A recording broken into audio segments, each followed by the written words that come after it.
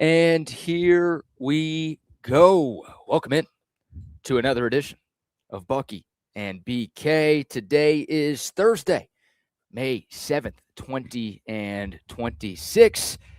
And the Buck and I are broadcasting from our home away from home. Sue Patrick, 5222 Burnett Road. Come by and see us. Come by and shop the best selection of Texas Longhorns gear you could find anywhere in the city. Come by and wish Miss Patrick a happy birthday. Oh, yes. Celebrated her 47th birthday yesterday. So come by, see us. Again, gear up with all the Longhorn gear your heart desires. And gear up for Mother's Day, too. Tons of great Mother's Day gifts here at Sue Patrick. The Buck and I are with you for the next couple of hours. Plenty of sports to dive into. The San Antonio Spurs dominate Minnesota to even up their series at a game apiece. The New York Knicks up 2-0 on Bucky's 76ers. We've got some Longhorn football conversation to dive into, some updated college football playoff projections, some sound from Sean Miller, the BBK news, and plenty more. Of course, our world-famous QVC segment with Jay will happen as well. A lot to talk about on a Buck Off Thursday edition of the show. Appreciate y'all spending some of your Thursday with us. How are you today, my man? I'm good, man. It is a absolute gorgeous day. It was a gorgeous day yesterday, too. It rained yesterday. Come on. You're making that up. I'm not making that up. You people, use people. Use people? Use people. It did not rain. I had a wonderful time playing golf yesterday out in Blanco. Blanco, Texas, USA, America. How about that? Near San Antonio. Yeah. I mean, most of the people that play out of a place called Ballard Creek now. I remember going out there years ago, maybe 15 years ago, no houses, BK. Maybe one lot starting to be. There's a house on every hole, or two houses, or backed up to a tee box now there. But how gorgeous. It was beautiful yesterday. When I played, the humidity was something. It was hot. The sun was out. And it was overcast. I had drizzle on my car going out there, but actually during the course of the round, only thing that bothered us was that we had a couple of slow guys that were doing play-by-play with every swing they took, it was play-by-play. You could hear them from behind them talking about the swing and where the ball is. Hey, did you see my ball? It was always, did you see my ball? I'm like, dude, it's your ball. You got to put your eye. You can't ask all the other guys. They're looking for their own balls. It was just a little slow there, but it was good to get out and play. And once again, I dominated yesterday. Once again, back-to-back weeks. Ooh. And now I'm starting to here's what I'm hearing from these guys. Hey, why don't you just move up to the ladies' tee box? I'm like, well, if you fools play at the white tees, the next tee up is close to the ladies' tee box. It's almost the ladies' tee box. So now they're upset. And so I said, you know what? Why don't I just come back to you again and just dominate you from your tee box? Did you do that? I would go ahead and do it. Yeah, that's what they want. That is what they want, isn't it? Yep. See, they gave me 10 years of move back, move up, move up, move up. Now that I've moved up and now that I'm scoring and winning the cash. Taking some money from your buddies. Taking some money. Do you know what they're saying now? You know what? You had like 1,400 yards taken off in this round of where you are. I'm like, well, when you get to be 71, you can do the same thing. Yeah. But until then, you guys kept pushing me up. Now you want to, what do you want to do? Well, you need to play back further and then move me back maybe. Or I just told them, I'll come to you now. You say, I'll move back if y'all move back to the tips. That's my deal to them. Yep. You go ahead and move back one. I'll move back one. You move back one. Let's see how that works out. But it was a fine day. It is going to rain tomorrow. Well, you pulled a Ted Cruz, by the way, because you knew the weather was going to be a little dicey here in town, so you left town. Now, he usually does that for like a winter storm, but you knew it was going to rain. You didn't want to be wrong with your projection yesterday, so you skipped all the way to Blanco, and it's good strategy by you, sir, but it did rain in Austin. Yeah, I guess you got some rain. I didn't feel anything. I just felt humidity, and then the cold front come in. Cold front's in this morning, as a matter of fact, folks, so, be sure that you're bundled up as the day goes on and continue, because tomorrow you will have rain Friday and Saturday. I'm just hoping for the Mullen Open a week from tomorrow that, it's never been rained out. Let's just keep that streak going. Oh, yeah, it'll be fine by then. And generally on that day, it's one of the hotter days that we've ever seen. So hopefully we'll get an opportunity to get the historic year 25 in for sure. Good day to the soldiers at Fort Hood, Texas. the soldiers in the state of Texas, and all those that fight for us each and every day. Thank you so much for what you do. We are proud of you, and thank you for protecting us at all costs. We do appreciate that, and your families for sharing all of you with all of us. And as we get ready to creep up on Mother's Day, we are in the perfect spot, BK, for Mother's Day. There is no doubt about it. Oh, yeah. Super Patch, this is absolutely packed with things for Mother's Day, and Father's Day just around the corner, too. That's not far off. But for all of you out there, please be safe. It'll be a crazy weekend again coming up. Kids are getting ready to get out of school. Mom and dad trying to get that last weekend to themselves before here comes the kids. Mm-hmm. They're not in school anymore. So everybody be careful as you're going about your business this weekend. Oh, yeah. Last day of school on a Friday. The kid better be in camp by Monday. I was in Camp Civitan by then in North Carolina. I need the break for 3 more weeks. Than you do, kids. Never. I can't believe that. I mean, all the camps I've gone to, that's the one I remember more than anything. Camp Civitan. Is that the one with all the asbestos problems? That was the one we were in. The little wood cabins, and one of the guys on the top bunk slept with his eyes. A kid slept with his eyes open. Oh God! Just weird. I forgot about that story. Just weird, man. That was a scary deal. Camp Lejeune was the one with all of the water issues and the lawsuits that you see on those late night commercials. I can still get some money out of that because I lived in that area, right? Yeah, I think so. Right. That works for me. Okay, you keep the money and the cancer. How's that? Yes, that's right. You can keep the cancer and you can have the money too. I don't need the money. That's fine. There you go. Well, you were in Blanco. You should have driven a few minutes south to go to Antonio last night to watch game 2 of the Spurs and the Minnesota Timberwolves. Although if you went to that game, there wasn't a lot to watch. I mean, it was total domination by San Antonio pretty much from the opening tip. 133-95, the final score. An incredibly impressive bounce back from the young Spurs. Wemby and Fox led the way. They set the tone early. Those are the two best players on the team. They both took a lot of blame after game 1, and they shouldered a lot of the blame. It wasn't just from the outside world. They realized that they did not play well enough in the series opener. They both delivered last night. I mean, everybody delivered last night. The game was over by halftime. San Antonio led by 24 at the break. They led by as many as 47 in the second half, won by 38. The starters didn't play in the fourth quarter. I mean, it was a total beatdown and exactly the response Spurs fans were looking for. Well, I mean, and you had talked about Fox needing to pick up his game a little bit. Wemby offensively was good. He played all aspects of the game last night the way that we've seen him play, most with the exception of last week with the last game when he was just, a shot, just swatting shots away and not really doing much offensively. He did it all last night. Yeah, much more efficient performance. Everybody was. I mean, guys off the bench, 9 points, 12 points. I thought they were efficient all around. Oh, yeah. Well, they scored 133 points. Yeah. That's the most for the Spurs in a playoff game since 1983. So when they had, the Admiral and Tim Duncan and Tony Parker and Manu Ginobili, yes, they never got to that number. It was sort of a defensive identity with that team. But the Spurs played great defense, too. I mean, to hold a team to 95 in today's NBA is not easy to do. Sure. But obviously going for 133, I mean, the Spurs made 16 threes. They shot 50% from the floor as a team. They did pretty much everything right. And they looked desperate. I mean, we talked about it yesterday. Like San Antonio needed to be the more desperate team. You don't want to go down 0-2, having to go on the road to Minneapolis. And Minnesota had kind of done their job, right? They say, you just want to steal one road game. Now, I was pretty embarrassed for them by their lack of energy and effort that they showed. But I think San Antonio deserves a ton of credit. They snatched that game, again, pretty much from the opening tip and left no doubt. And they didn't let Edwards really, really get rolling. I mean, they defended him. They understood that guy was expecting to be even better in game 2. And he was just kind of the same. He's not he's not the Ant Edwards we're used to seeing. He's just not there yet. No, only 24 minutes for him last night. Yeah, you could tell that thing was sore. He was coming off a game where he expended a lot of energy in a short period of time and scored enough that had to bother him. That knee had to bother him a little bit. And I think you could tell last night. That's sort of the way I wanted to see him in game 1, or a little less than even that. Yeah. And we did. And we saw him come out fired up. I think probably by the next game he'll be ready to roll. Because is that a home game then? It is a home game. Yeah, he'll be fired up, and he'll be, and not close to 100%, but he'll be the best that we've seen of him since this injury happened. I got a feeling. As you said, the Spurs have to be much better even on the road, which means Wemby has to be that offensive guy and that defensive guy. But the other guys, the other characters have to come along too. Yeah, it was the largest loss in the postseason for Minnesota in franchise history.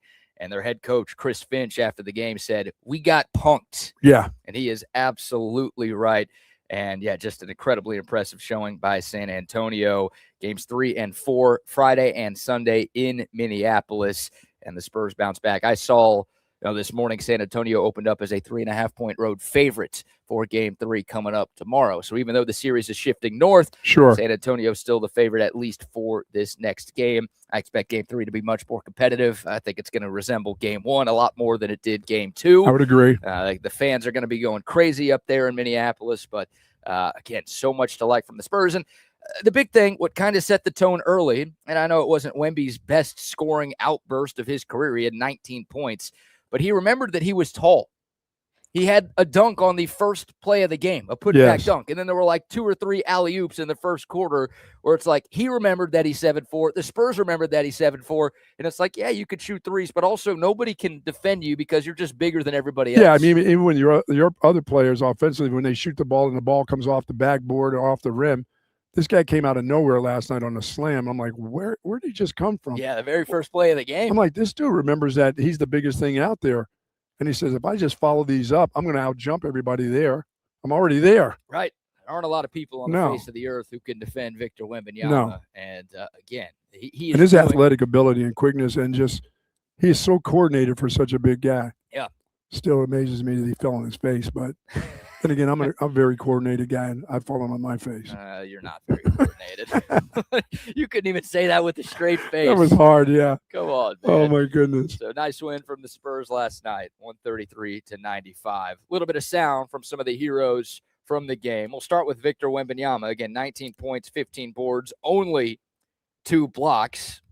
Now, didn't matter that much. The Spurs won by 38, but he obviously had 12 in Game 1, set that NBA playoff record. But we talked about him needing to use a little bit more energy on offense last night. He clearly did. Here was Wemby postgame talking about his bounce back and the Spurs bounce back in Game 2. Just seeing it like it is, I know this team is capable of doing all of this. To be honest, I'm expecting this kind of response from myself, from my teammates. So I'm not surprised by any means, and I want to keep working so we approach more games like we did tonight. Yeah, the 12 blocks, even though he only had 2 last night, those dudes remember him blocking their shots. Oh, yeah. That he set the tone pretty early with that. He didn't score a lot in that first game, and we said he needs to be more offensive. But those 12, they remember those 12 blocks. They go back and watch tape of the game. They're going, dadgummit, that guy's going to come out of nowhere and block my shot, or am I going to be able to arch this ball up over the top of him? They remember because they didn't shoot that well last night. Yeah, you don't need blocks to impact a game, and Wemby does that every single night. Yeah, and he set the tone in Game 1 by blocking 12 of them. He did that defensively. Yes. And again, offensively is where he needed to pick it up. Yep, and he did that. You're right. He shot 8 threes, went 0 of 8 in Game 1, and was a lot more aggressive, I thought. And it's interesting, we played one cut from Wemby there in his post-game press conference. That was the longest answer he gave. Like after Game 1, he was talking a lot. I don't know if it was just after a loss, but to me, he needed an on-court interview on ESPN right after the game. And then in this post-game press conference, he was short, he was quick, he was direct, he was to the point. Almost felt like a total mindset shift. Like, all right, we're not playing around anymore. Like, we're here to win. This is business. I'm not worried about what I'm saying. I'm not going to talk too much, whatever, this, that, and the other. Like, we're just focused on winning games. And the Spurs obviously did that yesterday. So they even it up. One more bit of sound here from the head coach, Mitch Johnson, talking about San Antonio responding and when he kind of realized that his team was going to make it look easy last night. I thought the defense was pretty consistent throughout that first half. I thought De'Aaron and Victor set a tone, and I thought almost to a man everyone followed suit. Again, there was a lot of good, and times it felt like we had positive momentum in terms of just how we were playing. And I think that, again, is going back to that starting point offensively. There was a few times where, we talk about process, so you can't talk out of both sides of your mouth. So I was frustrated because the ball wasn't going in the hoop, but the process was there, and that's momentum. You just got to believe it. And sometimes it's hard to believe it when the result isn't going your way.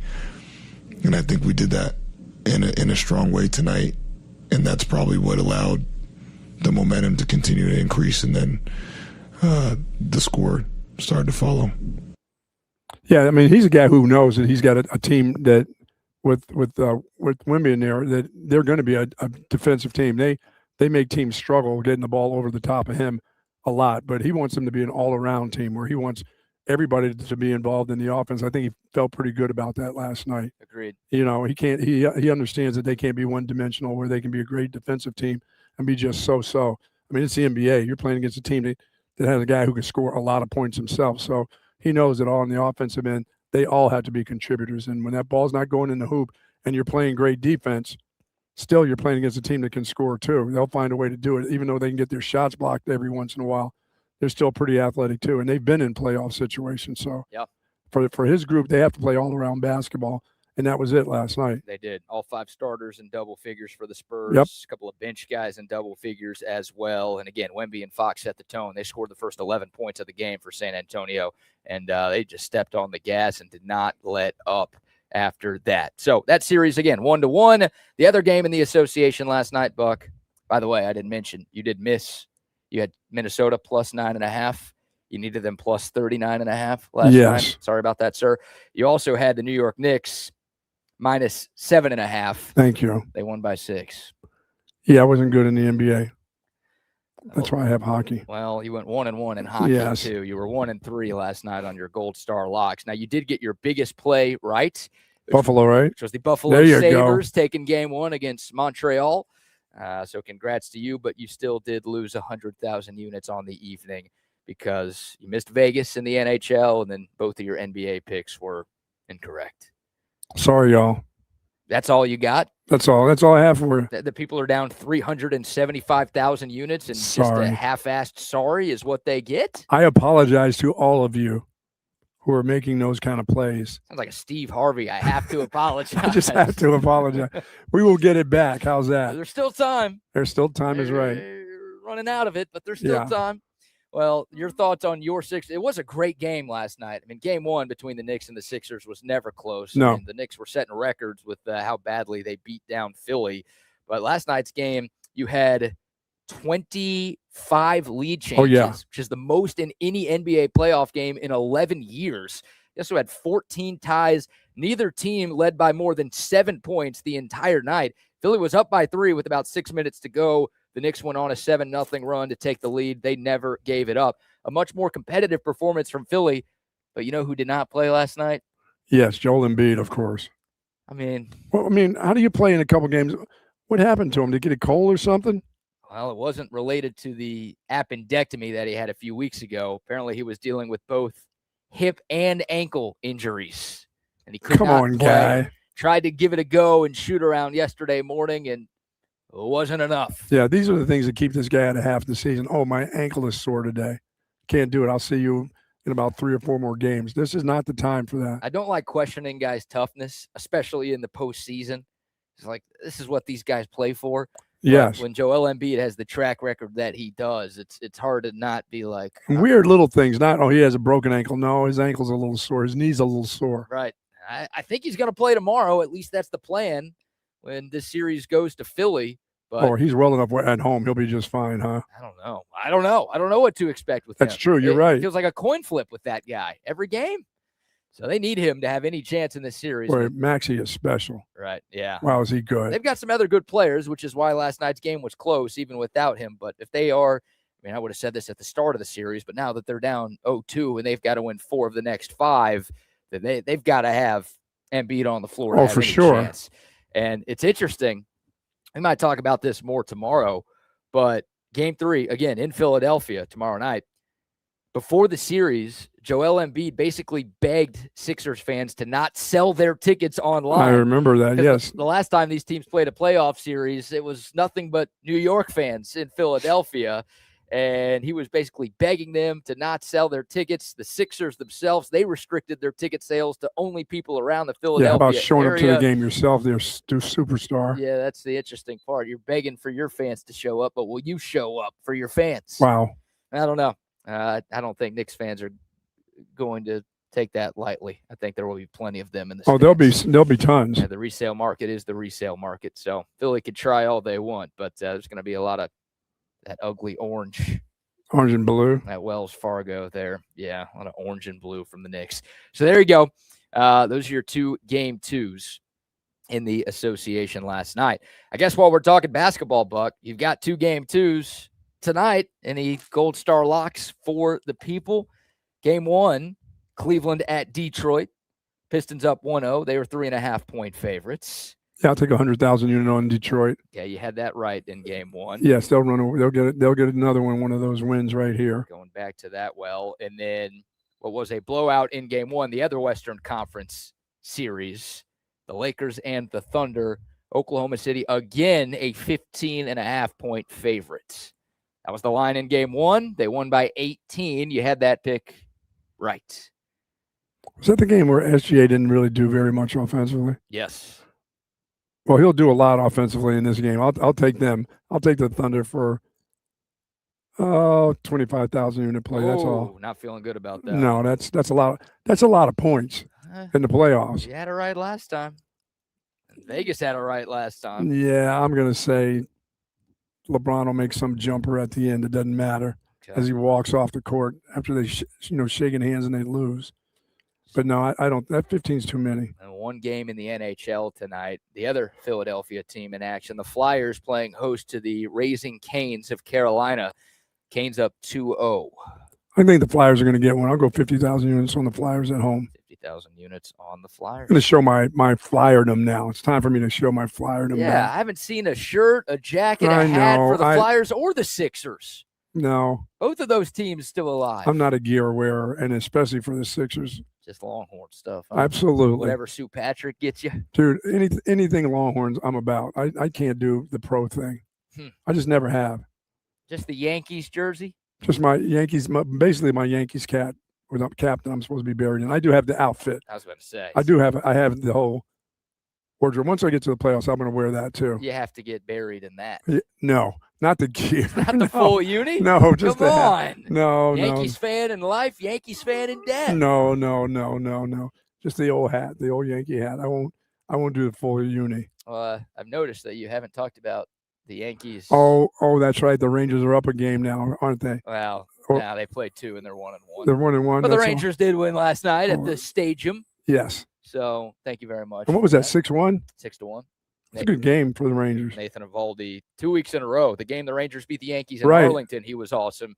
8 innings, gave up just 1 run in New York yesterday. He was fantastic. Well, he's pitching well right now too for him. Yeah, he's a stud. And then for the Astros, dude, this year keeps getting worse. Not only did they get blasted by the Dodgers 12-2, obviously Astros fans hate Dodgers fans and vice versa.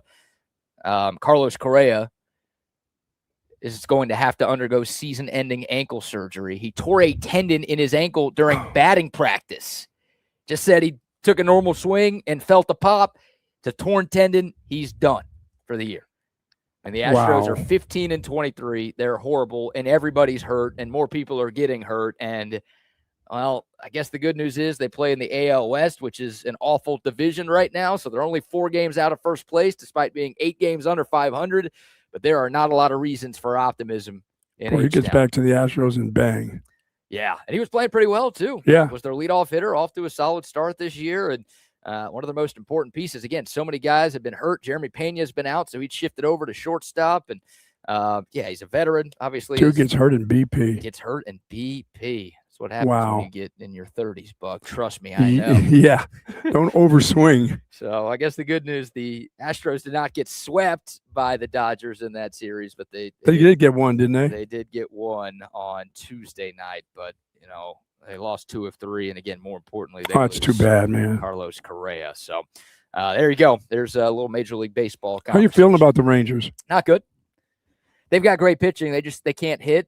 They need more from Corey Seager, who's the best player, the highest paid player. He's not off to a great start this year. Jake Berger, who's supposed to be one of the best hitters, is also not off to a great start this year. So, I mean, they're 2 games under 500. I think they're about a 500 ball club this year. Now, again, because the division's so bad, the homeless Athletics are in first place, and they're 18-18. So, for reference, your Yankees are in first place in the AL East. Y'all are 25-12. And 18-18. First place in the West is 18-18. First place in the Central is 19-19.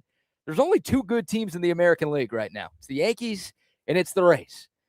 And they've got the two best records, and everybody else is right around 500 or worse. And I see Mike Trout's having a very good early season, but he's still with one of the worst teams. Yeah, the Angels stink. Good grief. They're at the bottom of the pile again. Yeah, of course. You just hope he could stay healthy because Trout's such a joy to watch, but he's never going to be on a good team. Yeah, I saw an interview with him that he had talked about, I'm now enjoying the game instead of trying to get a team to a playoff at any point ever. He said, I need to enjoy my career and not worry. And maybe this is where I'm going to be. So, I mean, that's where he's been. So he said, I should enjoy the game more than I enjoy the game. He said, I spent so much of my career worrying about where this team is going to be. It feels like I'm supposed to respect Mike Trout for being as loyal as he's been to Anaheim. It's like, what are you doing there, dude? They're never going to win. They're not even trying to win. Yeah, I mean, it's not just Anaheim fans that are your fans. It's not, and he belongs to baseball, not just that fan base. Right. I mean, as a baseball fan, it's like I feel like baseball fans deserve to see Mike Trout in the playoffs. You know, now I don't want him to go to the Dodgers like everybody else. I don't want him to go to your Yankees like everybody else. He needs to come to the Yankees. Come on. I know that's what you're looking for. But yeah, it's just like every year. I mean, we see Mike Trout for a few months. He's still one of the best players in the game. And then, by the time or to the summer, we know the Angels are out of it. And then Trout honestly usually gets hurt too. So, yeah, I don't know, man. It's kind of a waste of a legendary player because that's what he is. He's a first ballot Hall of Famer. It just sucks that he's never won a playoff game. I know, that's amazing. He's been to one playoff series and they got swept. And early on, the Angels were investing. They spent a bunch of money on Josh Hamilton and C.J. Wilson and Anthony Rendon. Obviously, they got Shohei, and it just didn't quite click. And now I don't even know what they're doing. I feel like they're there's no reason to be with him for him any longer. No. And as you said, he's healthy and he's talking that enjoy my career because. By the way, nothing ever is going to work the right way. It's just not going to happen for me here. Kind of depressing. It is. It's depressing, and I don't understand why he's not depressed about it. He just said, "I need to enjoy my career. This doesn't last forever. You know, I don't stay healthy forever. I don't stay healthy enough to do all the great things I'm doing, and not enjoy it because I'm worried about if my teams will ever get to the playoffs. Well, you're not getting to the playoffs. Sorry, Mike. You know how you avoid depression, my friend? You get the hell out of there. Well, that works, but also when you have a $425 million contract, I feel like that helps offset some of the pain of not winning. Now, of course, you want the money and you want to win too, but it's easy to I'm fine. Checks are still clearing. I'm still making a ton of money here to play a sport. Man. So I'll be all right. But yeah. That's the Mike Trout story. The Cubs are red hot. The Braves are red hot. The Dodgers are the Dodgers. Your Yankees are playing some great baseball. Cardinals doing okay? They're fine. The you don't like them either, do you? Nah, 2011. I'll never get over it. Until the day that I die. People are like, oh, the Rangers won a World Series a couple years ago. You're supposed to get over it now. No, I don't. They should have to. All right, we'll take your thoughts. Dakota text line 512-222-9328. The YouTube, Facebook, Twitter, and Twitch chats are rocking and rolling as well. Sue Patrick is officially open. Yes, indeed. So come on by and see us. More importantly, get your Longhorn gear and get your Mother's Day gifts. Oh, I see that detergent over there. Laundry detergent? Yes. Is that for you? It's for Mom. Oh, it's for Mom. Yes. Hey, Mom, aren't you happy I'm here to see you? Now do my laundry? Yes. My wife's a mom. Okay. She loves that detergent. Are you going to buy her some detergent today? No, I can't do that. She goes, I got enough of that. Okay. You know, there were two women who were just in here and they heard what you said and they just walked out. They ran out real quick. We got to get out of here. I kid you not. We got to get out of here. This guy's trying to sell us detergent over here. Jay's going to sell it. We'll sell a bunch of that today. We got to be salesmen today. Huh? Yes, indeed. That's our job. If anyone walks in, we got to upsell them like used car Absolutely. dealers. That's what we got to do. We're the best. Oh, we've got some customers here right now. Look at that. Look at that. Look at all this stuff. Look at that for Mother's Day. Stuff smells so good. I now put this in a little bag in my car, too. The detergent? Yeah. What scent is that? Because they've got a couple of different scents there. Oh, that's the Diva Just wash. the Diva wash. That's the world just famous. for a diva like myself. Yeah, you are a diva, that's for sure. Wow. You did play some wide receiver back in Absolutely. football days, so it makes sense. Come see us at Sue Patrick. Again, we'll have our world famous QVC segment with Jay coming up in hour number 2. We've got some football conversation to dive into. I want to ask you about which college football coaches are under the most pressure in 2026. Okay. This is not necessarily like who's on the hottest seat. This is like they might not be on a hot seat right now, but if they don't win, the fans are not going to be very happy. We'll get to that in a moment. But before we do, how about some sponsor shout-outs? Folks, Relax the Back embraces a holistic approach for a healthier lifestyle, and my back couldn't be happier. I'm going to miss that chair of mine this morning, but I'll soon be back in it this weekend as I'm watching golf or anything else that happens this weekend. The NBA, National Hockey League, I will be in that chair for sure.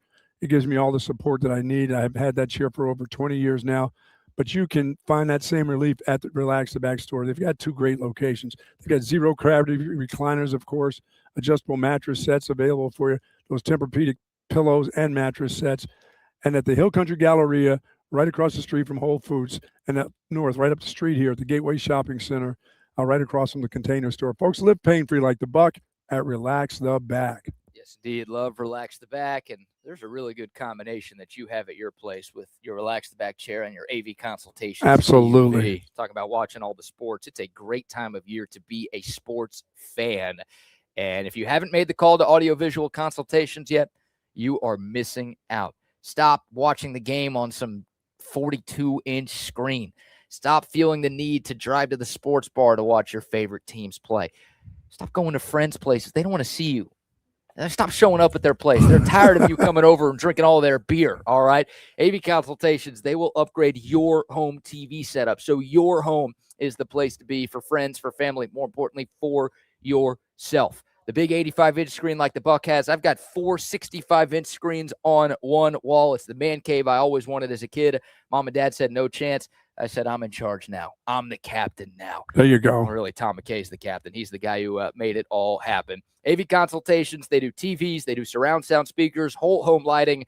You can put a golf simulator in your home, anything technology related, all of the toys that you're looking for, they do it for you, and they've been doing it in Central Texas since 1988. All you have to do is give them a call, 512-255-8678, or find out more online at avconsultations.com. And our friends over at Hat Creek Burger Company, there's one just right up the street here, as a matter of fact. They've been serving Austin area. They were founded there in 2008, but they have over 30 locations in the state of Texas.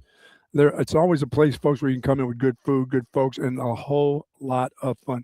They're proud to be a place where you can also come in hungry and leave full. Hat Creek Burger Company, as I said, 30 locations throughout the state of Texas now. They are growing and continuing to grow. Great playgrounds for kids and happy hour for the adults right there at Hat Creek Burger. Did go big hat yesterday. There you go. And just fries. So I've got to put our friends at Hat Creek on blast here, okay? This has never happened to me. I've been going to Hat Creek for years, well before they were partners of our great show. Love them.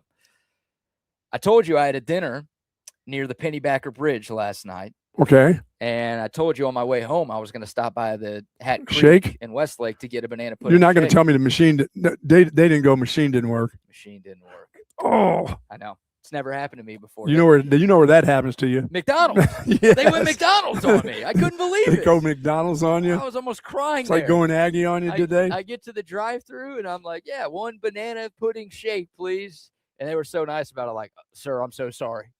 I'm so sorry. Our ice cream machine that is hurts. not working. I'm like, oh, say it isn't so. Well, I couldn't do that before a round of golf. I couldn't go the double, the fries, and I said I wouldn't do it, and I'm glad I didn't. Please. I'm glad that's. But you wanted that banana pudding shake, and it wasn't available for you. Well, you know what that means. You said it. There's a Hat Creek right by us. There's one right there. After the show, I'm getting yeah at Hat Creek. Love Hat Creek Burger Company, folks. Yes, indeed. Great spot. Also love centextickets.com. We talk about all these sports. Yeah, watch on TV, AV consultations. But if you want to go to a game in person, absolutely, Centex Tickets is the place to buy your tickets. Basketball, baseball, hockey, soccer, football. They got it all. Plus, concert tickets, Broadway show tickets. The ACL Festival lineup was released earlier this week. If you want a band this year, centextickets.com. And don't forget the promo code CENTEX10. You're going to get 10% off of any ticket purchase. And by the way, next week on Friday when we're at the Mullen Open, our good buddies Mark Henry and Mike Harge from our iHeart Brotherhood there, AM 1300 Zone, they will be doing their show. Yeah. 7 a.m. 7 a.m.? They will be on. They volunteered. I know. It wasn't like they were forced to be out there. They're like, no, we want to be there even though it's at 7 a.m. out in Bastrop. Yeah, so that their show will be, coming for you folks from 7 to 9, of course. So that'll be an awful lot of fun. Harge is all excited about that. And then right after, he's got to get out of town. You know, I think his son plays basketball up in the Dallas-Fort Worth area. God. So he's going to miss out on food. He goes, am I going to have anything to eat? I'm like, you better bring a lunch, my friend. You better bring a lunch. He says, yeah, I got to get out of there. I said, because there won't be anything at the end of this deal with Wayne Miller from Louis Miller Barbecue having the dinner, of course. You'll have some breakfast out there, though, right? Yeah. Oh, yeah. Mitch from Smoky Mo's. Smoky Mo's will be there. Yeah. And, of course, our good friends from Starbucks. Local coffee Yeah, shop. and they're bringing their pastries and everything. So there'll be food out there. And once again, as BK said yesterday, you don't have to be a part of the tournament. If you've got some time Friday, come by and say hello, because you'll see all the sponsors that we talk about, and you'll see a bunch of people. A lot of people that have been coming for 25 years, because now when I first started this in 2000, when iHeart was Clear Channel, because that's where it started in the year 2000, it was let me just say, the dudes were old then when they used to come. So 25 years later, it's their kids who bring their grandkids are coming. They stay over for a nice weekend out at Lost Pines, which is a great place, and they've been doing this for me for about the last 12 to 13 years. The Mullen Open has been everywhere from the originating place of Circle C, not Great Rock. It was Circle C. We've been everywhere. I think we've been everywhere in the doggone city, maybe with the exception of Onion Creek. Mo Willie? No, we've not been to Mo You Willie. haven't hit the Munis No, yet, no, we have not hit the Munis. Kaiser? No. Jimmy Clay? No. Oh, no. Okay. Sorry about it. No, we have not hit Lions. We have not done too that. highfalutin for that. Yes, the dudes play are too highfalutin for that. That's true. But I'm looking forward to seeing those guys. I mean, every year that once a year get together has been a lot of fun. So looking forward to saying hello to everybody there. Absolutely. Yep. Come and have some coffee. You want to come out and just hang out and listen to the shows? Come do that. I want to go on the record here and say I think Starbucks is going to make it. Like, I know it's local, it's up and coming. I think they've got a shot to be. Really, I mean, like on every corner? Yeah, I think. Just a bold prediction by me. Yeah, they're going to do well. I think so. But yeah, next Friday, come out and see us. We'll be doing some show stuff there as well. Yes. And again, the raffle, of course, it's all for a great cause. They'll have a silent auction again, Buck. You doing the silent auction? Yeah, that young man will be there, and which he's incredible, Chris, because the dude gives 50% of what he gets in that and gives, right straight to what we benefit with the Burke Center for Youth. That's amazing. Not many of those will share 50% of that with you. No. And also Sue Patrick and Jay, they have luggage there. Yeah. They've got the carry-on bags not up there anymore. We took it down last week, and Jay handed that over. That's like a $300 carry bag. You do a great job rounding up stuff, but your partners and sponsors do a tremendous job. Oh, they're incredible. Yeah. They are just incredible. There's some people that start this thing off, My good friend Lance Jones from Jones and Sprouse is just amazing. That's a guy who throws out thousands of dollars and saying, "But go get the stuff." Nice. You go to your good friends down at Tractor Supply and you get whatever you need for this. And there's some really outstanding stuff. Blackstone Grill is going to be there. Ooh. Academy, the Academy tent set is going to be there, including the kayak. That's right. The kayak's always going to be there. Oh no! I know. Nobody wants the kayak. The kayak is going to be a part of all that, but we have golf all over the place. Golfer for the UT Club, Boot Ranch. We have golf everywhere. Our good friends over at Onion Creek have donated for some. So there's a lot going on that day. It really is one of my favorite days of the year. And I know I've been back in Austin for a while now, but the 2 years I lived in Houston, I came up for that event. I would take days off of work to be a part of that because it's so much fun and you do such a tremendous job and obviously benefiting the Burke Center for you. And this is a historic 25 years. It's, 26 years total, but 25 years that we had it. We missed the COVID year, and you were 70 when you started this. We don't know how long this can last. I'll just say that. Don't say that. I can just say I need 25 more. No, I don't think it's going to be that. That's not the way that's going to be done. Oh man! But I'm looking forward to seeing everybody. Yes, indeed. All right, well, bringing it back to the sports conversation here at Sue Patrick, I want to ask you, Buck, for your thoughts on the coaches that are under the most pressure to win in 2026. This is not a hot seat conversation. Like Mike Norvell's probably on the hottest seat at Florida State because that guy's been a disaster, right? There are schools, whether they're blue bloods or not, where the coach has been bad the last few years, and it's like you feel like it's just a ticking time bomb where it's not a matter of if, it's a matter of when. South Carolina's coach. That guy gets canned. But for me, when I'm talking about coaches under the most pressure to win, I looked at the national title odds for this year. And it's like, these are coaches on teams that are really good, that have high expectations. South Carolina doesn't expect to be in the playoff this year. Florida State doesn't expect to be in the playoff this year. These are teams that are expected to have incredible years and compete for either conference and or national championships this year. So I wanted to get your thoughts on which coaches you think are under the most pressure. Well, I know the coach is getting paid for it, and everybody does everything they can to get him. And Lane Kiffin at LSU. Already? Immediately. Wow. With him. It's not one of those, well, he's got to get to the playoffs with that group. You think so? Well, I think so. I mean, he's got one of the top portal classes in the history of college football. He's got to at least get to the playoffs. I'm not saying he has to win a national championship, but there's going to be a lot of pressure on him, from people that like him and people that hate him. So I think he's one of those. As I said, South Carolina, that dude's under pressure. Obviously, USC, that guy's under pressure. I mean, when is he gonna get something done? Lincoln Riley. When will he? When is he going to figure out that he get it done? I think this is a tough year for him coming up. And if he doesn't get it done, I don't think Lincoln Riley's going to be there after this year. I'm surprised he's still there. I think you are, yeah, for sure. Partially for him not taking another job, but also in part because he hadn't been very good.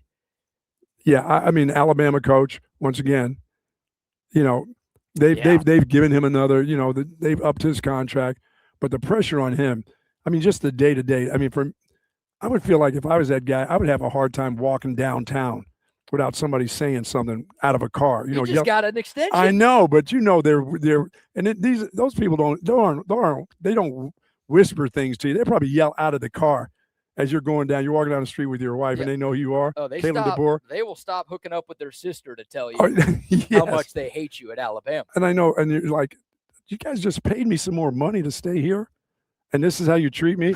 Yeah, he's going to be treated bad until he gets in a national championship game. He's very high on the list. Yes. Which is kind of crazy. Again, I feel like I have to remind people, Alabama played for an SEC title. Sure. They made the playoff, and they won a playoff game on the road. They're the only team. I know it's only been around for 2 years. They're the only team to win a true road playoff game in the history of college football. And I know they got embarrassed by Indiana in the Rose Bowl. There's no sugarcoating that. But, I'm amazed how much they want that dude fired. Right. But we know it's Alabama, and I know Mike Norvell. I know Kalen DeBoer just got that extension. But if they go 7-5, 8-4, I just can't even see that. I can't even see him thinking about being around if that happens to him. I know. It's they got short memories there. So we are keeping the dude at Baylor, right? He's there for another year. Yeah, Aranda's still there. I just don't know if there's anybody who wants that job. Isn't that kind of scary when you think about all the college jobs that, I'd like to have that Baylor job if I'm a young up-and-coming coach. It's like people are like, hey, who are we going to get? Maybe nobody wants this job. I think Jeff Traylor would take it in a heartbeat. You think so? I think he's kind of ready to leave UTSA. Okay, yeah, it's probably getting that time. I think Baylor would be fine if they ended up getting somebody. But again, Baylor's not a team to me that has playoff aspirations this year. So I got the list of national title odds according to BetMGM. We'll just go down the teams. I'll mention the coach, and I want you to tell me if they're under pressure to win. Okay. Ohio State, plus 600. Always under pressure to win, yes. I told the story New Year's Eve, which was the day Ohio State lost to Miami in the playoff, their first playoff game, round 2. I was at a wedding in Columbus with a bunch of Buckeye fans, and they were chanting, "Fire Ryan Day." Good grief. Remember, they won it all last year, and they wanted the dude fired the year after because even though they beat Michigan, that was the big problem. They finally beat Michigan, and it was still "Fire Ryan Day." So is he actually under pressure to win? I don't think so. I don't think so. I the people that pay his check, and I know it's about the fans and the pressure they can put on you, but I think the university, they understand who they have. They just won a national championship. I know, and I do think the Buckeyes are going to start preseason number 1, but I think they could go 8-4 and Ryan Day's fine. Sure. I don't think he's under pressure. Notre Dame, plus 700, Marcus Freeman. Remember, they missed the playoff last year. I think Irish fans think they got screwed, so I feel like they give Freeman a free pass for that. Yeah, he's got another free pass here. You think if they go 8-4, he's fine? No, I think he's fine again. That 8-4 number sounds good, or the 9-3 number sounds good. Yeah, I think he's okay there too. I don't think there's a ton of pressure on him. What about Oregon? Dan Lanning, plus 700. They made the playoff. When are you going to win the national championship, Dan? That's the next step for him, right? I mean, They made the playoffs 2 years in a row. Right. They whipped up on Texas Tech last year. Do you know how many coaches will run to that job if available? That would yeah. leave good jobs to take that job. Yeah. I wonder what the pressure Dan Lanning is under. I don't think he should be under much because he's done a fantastic job. Well, if he goes 8-4, BK, the heat will be turned up the following year on him. Yeah, I think so too. I think for a lot of these Yeah, guys, it sounds like the 8-4 number will get you another year. I think the real answer to this question, though, which coach is under the most pressure to win now, I think it's the guy here in Austin. I think it's Steve Sarkisian, don't you? Because he had that 8-4/9-3 season last year, despite crazy expectations. And he's already shown he can lead Texas to deep runs into the college football playoff. We don't like steps back. We like linear progression. We like going in the right direction. Yeah, when will you have another team like you have this year? Texas took a step back last year, and then, yes, couple it with that. Like, you spent a lot of money. And it wasn't you. A lot of people spent a lot of money putting together this roster. And you've got Arch Manning in his last year. You went out and fired your defensive coordinator and brought back Will Muschamp. All the portal additions, the recruit, like everything. There's so much that has gone into this 2026 team. Couple that with the fact that last year was a disappointment. I don't know if there's a coach under more pressure to win. Again, not the hottest seed or anything like that, but just fan base pressure and donor pressure.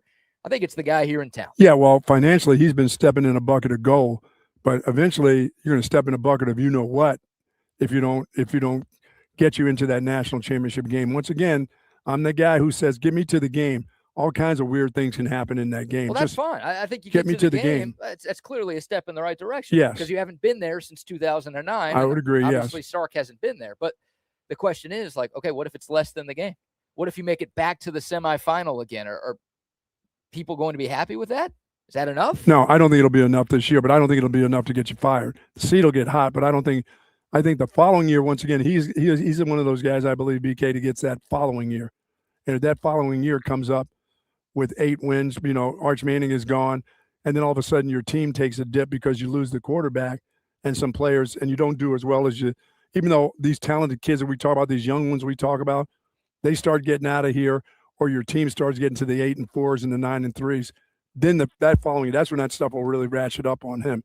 I think I'm really happy with this guy. I just think he's resurrected his career. I think he's done a good job for the university. I think he's been a great ambassador, second chance guy. And I know when do you quit being, okay, that's enough is enough. You've had some talented teams win the national championship.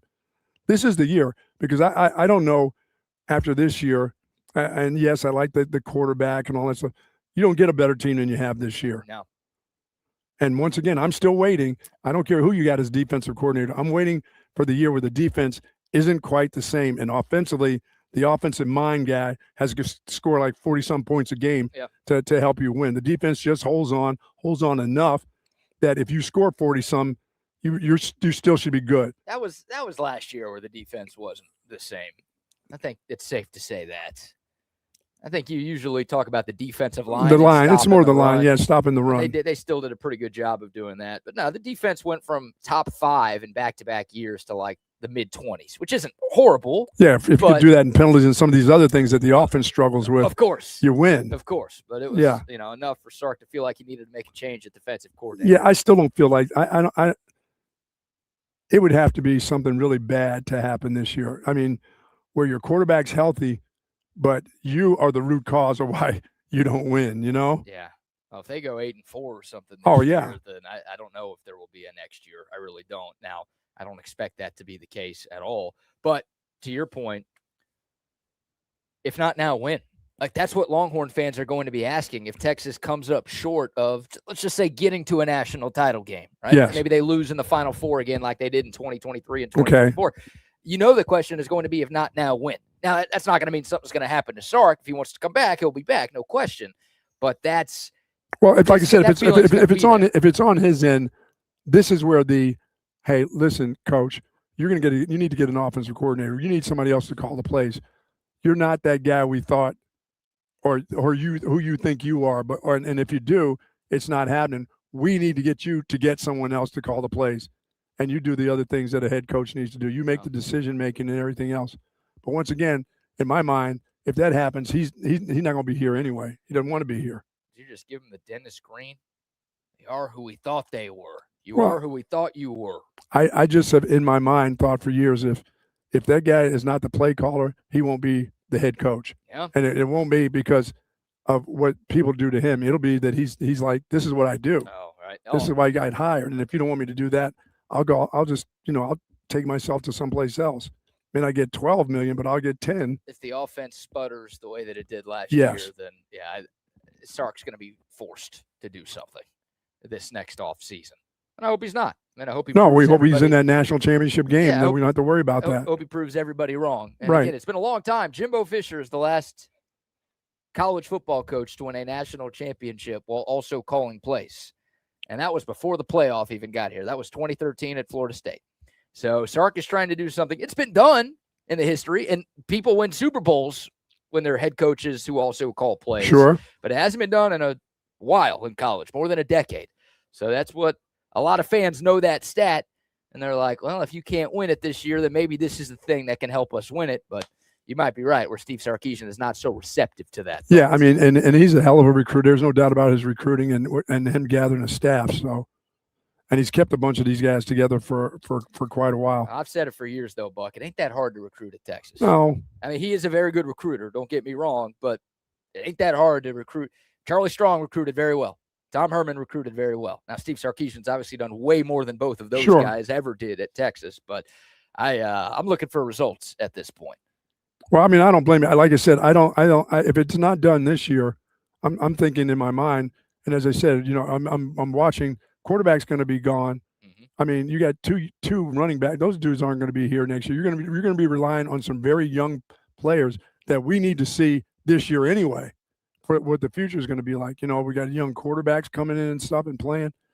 I don't know if this team will be as good over the next couple of years. They'll be good, but I don't know what caliber they'll be. This is the year right here. Yeah, this is the year. And if you come up short and you're out in the first playoff game, boy, there are going to be some really disappointed people. And if you don't make it and you end up that 8-4 number is going to put you on the hot seat. That's going to put you on the hot seat, period. Because you won't have a team like this. We can talk about all the recruits and this quarterback and that quarterback. You won't have a team like this. I might put you on the tarmac. I don't know if it's just hot seat. That might put you on the tarmac. Well, you just when you have 3 or 4 years in a row that you've had teams that you could have been championship level. Now, last year wasn't championship level. Obviously, we know that. Too many things offensively that were screwed up. Well, we thought. Yeah, well, they were picked number one in the nation. Exactly. A lot more than us picked them as a pretty good team, and they didn't fulfill that. But I just don't. I 4 and 5 years in a row getting it to be a team that can be a national championship caliber team. Now it's starting to make me think of. Now you're talking Ohio State. That's the kind of talk you're talking about. Yeah, is Ohio State. That's what you want to be. Yeah, but they fulfilled their deal. Of course. Georgia too. Yeah, those are kind of the gold standards in terms of for consistencies. Sure. And as you said, when you mentioned Coach Freeman, that you mentioned the same thing with them. Their expectations there are, dude. Now you've been close. You've been in this now. Can you really get us there? Can you get us there and win this thing for us? Notre Dame doesn't spend as much as Texas does. They spend. They play the game. Don't get me wrong, but Texas spends more. I think Texas has more resources. I think hypothetically it should be easier to win at Texas than it should at Notre Dame. Don't you? Well, I would think so for sure. And plus your recruiting base too. Yeah. And your history of your recruiting base. But Notre Dame's national. They don't have a recruiting base. The world is their base. The world is their base. Yes, or at least they think it is. The universe is their base. That's what they think. They just got to get the Pope to tell everyone to go play there, right? Absolutely. The Catholics. The Jews might not be their base, but if you're trying to win national championships in sports, probably don't need us as your base. Indiana did pretty good. They didn't have a lot of Jews on their team, I don't think. I don't There's think Mendoza's Jewish. No. Maybe one or two. I'll take it. So there you go. So Ohio State's plus 600. Notre Dame, Oregon, and Texas are all plus 700, according to BetMGM right now. These are national championship odds. Indiana, you just brought them up. They're plus 750. No pressure on Kurt Cignetti. That guy's got a lifetime contract already with what he just did. Yes. Georgia at plus 1,000. No pressure on Kirby Smart. No. Even if 50 more players get arrested for driving incidents. They don't care. They don't care. Miami plus 1,300. They just don't like that guy. They did play for a natty last year. Yeah, I think that bought him a little time, BK. Yeah. But you're right. It may have bought him another year because if they go back to 8-4, without their quarterback and the great defensive players that they had, they're going to be after him. I feel like people still don't. And I think it's nationally that they're after him. I think they love him down in South Florida. I think they like that guy. They bring one of their kinfolk back. Yep. He came back. His mother was ill. I think his mother has passed away. He came back there to be near family. He came back to be his alma mater, and they played in a championship game. They did. So for them that may be all right because remember Miami wasn't much of anything before that. All of a sudden they were just a team. Yep. So he's bought himself some time, I believe, there. Now the national people can talk about him, like you and I can talk about him because I don't think he's very good anyway. Even after. That's not enough. Come on, man! They beat A&M in the dude. playoffs That's just not enough. They have a great base. They've got history too of winning championships. Yeah. I never thought he's the guy to take them over the top. Hell, for him to get as far as he got last year was a surprise to me. But I think he bought him some time, but he hasn't bought himself time nationally. People will still think the same way I do. He's going to screw up 2 games during the course of the year, right? He's going to be the guy. It won't be because of the players. It's going to be because of him. And he did. They did lose 2 last year. Yes. Now, I thought he did a great job in the playoff, and Miami cleaned up a lot of their problems during Indiana was the just that playoff. good, dude. Indiana was just that good. Yeah. So Miami's plus 1,300, and then 2 teams we've already talked about, Alabama and LSU at plus 1,500. I know Cajuns are crazy. LSU fans are insane. Yes. And they want immediate results. I mean, we all like instant gratification, but if they don't want a stinker. They don't want a 9-3 now. That's a stinker for them. I think they'll be fine with 9-3. Of course, they want to make the playoff, and do they have enough talent to get there? Yeah, probably, but I don't think people are going to be ready to run Lane out of town if they just miss. They paid him too much money. They've got too much invested in them to just run him out of town. Yeah, I mean, it's year 1. That guy's. Kurt Cignetti made the playoff in year 1, but Indiana's schedule 2 years ago was a lot easier than what LSU's is going to be this year, and I don't know. That's feels like more often than not, it takes a little bit of time to have that kind of success. I know University of Mississippi has such a fantastic year with Lane Kiffin. What are people's thoughts about that? I mean, if they go off and become Mississippi again, 8-4, 9-3, what another great year. Is that guy going to be under some pressure? Are people going to think that maybe we chose the wrong guy? We're more than 9-3. No, you're Mississippi. Right. Well, they've got Tobago Chambliss back this year. Yes. This is a big year for them. It's like Texas. This is a big year for them. They got a lot of guys coming back. Right. The expectations aren't as high in Oxford as they are in Austin, but they've got a lot going for them. Sure. Yeah, I think Ole Miss fans expect them to at least be in the playoff hunt. I think the realistic ones know that we're Ole Miss. Or we're not Texas. We just had a great year last year. That was the best year they've ever had. Yeah, we can't continue. We're not going to back to back with this kind of, Yep. We already have progress. That was the best year they've ever had. You're right. In program history. So if they're smart, they got to realize, of course, not. Oh, we got to go back to being little old Ole Miss. No, they should expect to be good. They've got money. They've got resources, and their coach, Pete Golding, is a very good defensive mind, and he was the guy who led them to those playoff wins that they had last year. So, yeah, they should be good, but I don't think it's the same conversation as some of these other coaches and teams that we've talked about. Yeah, South Carolina, that guy's going to be gone. And they're less than Ole Miss. Yeah. Oh, yes. I mean, if are. Beamer goes 8-4 this year, he'll be back. Yeah, so, but if the thing says 7 on it, 7 wins, he's going to be gone. Yeah. And they're not even going to blink an eye at it. They're going to want that. They're going to want him to be really, really good. They've lost a lot of defensive players over the last couple of years, and they haven't gotten any better. They're still the same. They should just hire Frank Beamer instead. And just get it over with, right? Just get the old guy. Kid didn't work. Hire the dad. Yeah. See if he can make it happen. So there you go. College football coaches under the most pressure to win. Again, not the hottest seats, but start talking about expectations. Those are some of the teams and fan bases with the highest expectations. You know who I want on the hot seat? Who's that? That Joey McGuire guy. I want him on the hot seat. You want him out of there? Oh, he's a really good high school coach. They need to have some heat on them with all their money. Well. And they bought another good team. Yeah, but they don't have a quarterback. No, they don't. I feel like Joey McGuire's pressure just dwindled a bit because of the Sorsby situation. Yeah, there are going to be a bunch of people feeling sorry for him, feeling bad for him. Yeah, I mean, they are still one of the best teams in the Big 12, and they still spend more than any other team in the Big 12. And if Will Hammond can come back from that ACL injury and be good, then they'll have a shot to win the conference again. It doesn't sound like he's coming back until a couple games into this, though, huh? Yeah, that's where they're at right now. So I don't know. I mean, Joey McGuire, I think, has done enough. They like him. He's a very good recruiter. He's got the backing of the big money. And he's got the big bag. Yeah, you're right. Important thing. But yeah, look, if Texas Tech sucks again, I wouldn't hate it. If they keep spending all that money and keep not winning anything. That's what I need. That's the kind of year I need from them. Yeah, and they had a great year, one of their best years. They did. Ever, but they didn't win a championship. No. They never do in any sport, and it's glorious. All right, we'll take your thoughts. The Dakota text line, 512-222. Well, let me ask you this about USC. I mean, is there they're not enamored with their head coach anymore. They can't be. They understand he can't get it done defensively. And this guy's putting draft choice after draft choice, first rounders, every year. He just does that. But as a team, they just struggle on defense. And then sometimes they struggle on offense too. It's not just about what he does defensively. It's about what he does offensively too.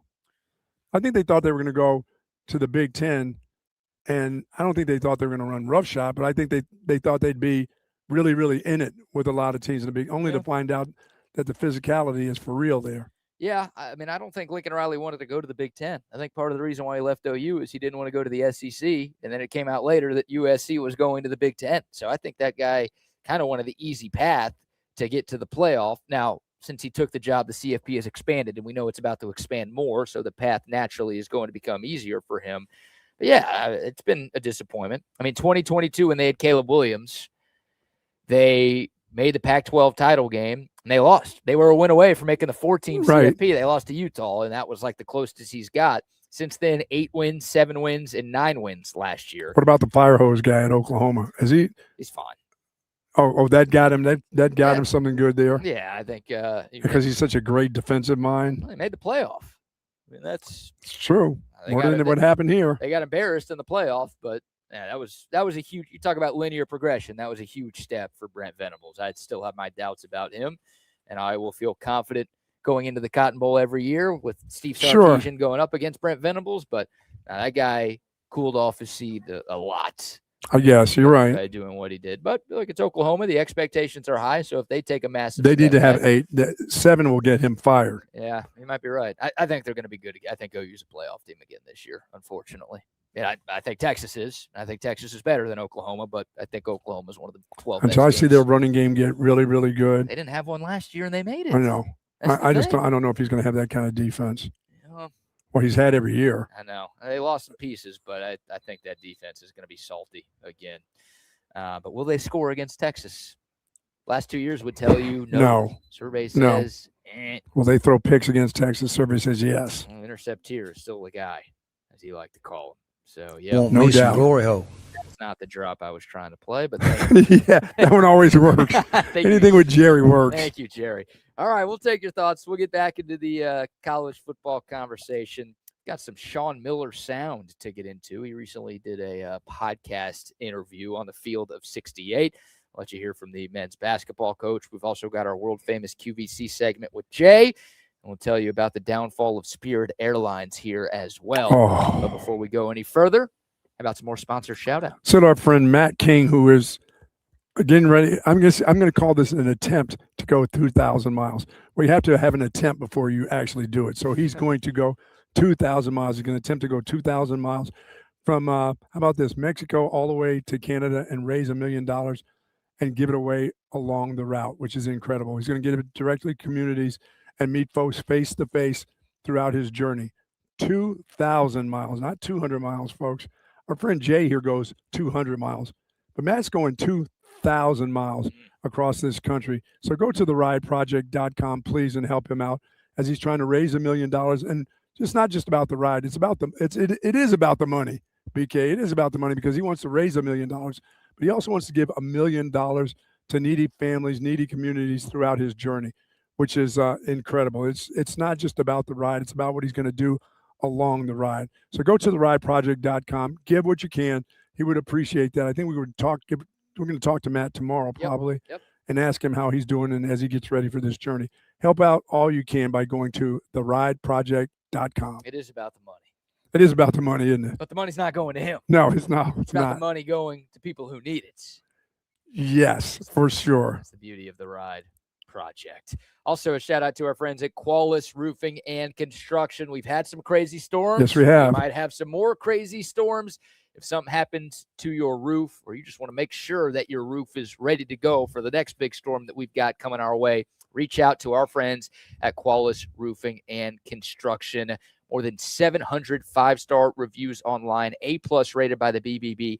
They do the highest quality work, and they're also great people. They're honest. They follow through. They're communicative. They are the best in the business, and they specialize in both residential and commercial roofing projects. They offer free inspections to Bucky and BK listeners, and also, if you get a free inspection from Qualis, they're going to buy you a free Longhorn t-shirt. Look at all these t-shirts here, folks. Wow. Yeah, exactly. Free inspection, make sure your roof is okay. That's important. It's one of the most important parts of your home. And then they're going to hook you up with a Longhorn shirt from Sue Patrick. And if you need a full roof replacement, they will buy you either a Traeger smoker or a Blackstone grill. They want your business. But again, their customer service is second to none. Go see them. QualisGC.com. That's their website. Or give them a call. 512-257-0033. It's Qualis Roofing and Construction. Folks, if you're seeking that specialized patient-focused orthopedic care, contact our friends and the experts at Texas Orthopedics. Their physicians offer comprehensive surgical and non-surgical orthopedic care for children and adult. Dr. Danny was asking about you yesterday, as a matter of fact. Hey, BK. there we go. Spinal care, sports medicine, trauma care, joint replacement, rheumatology, and more. And they are dedicated orthopedic surgeons there, and their goal is to get you back into good health and the great quality of life that you deserve.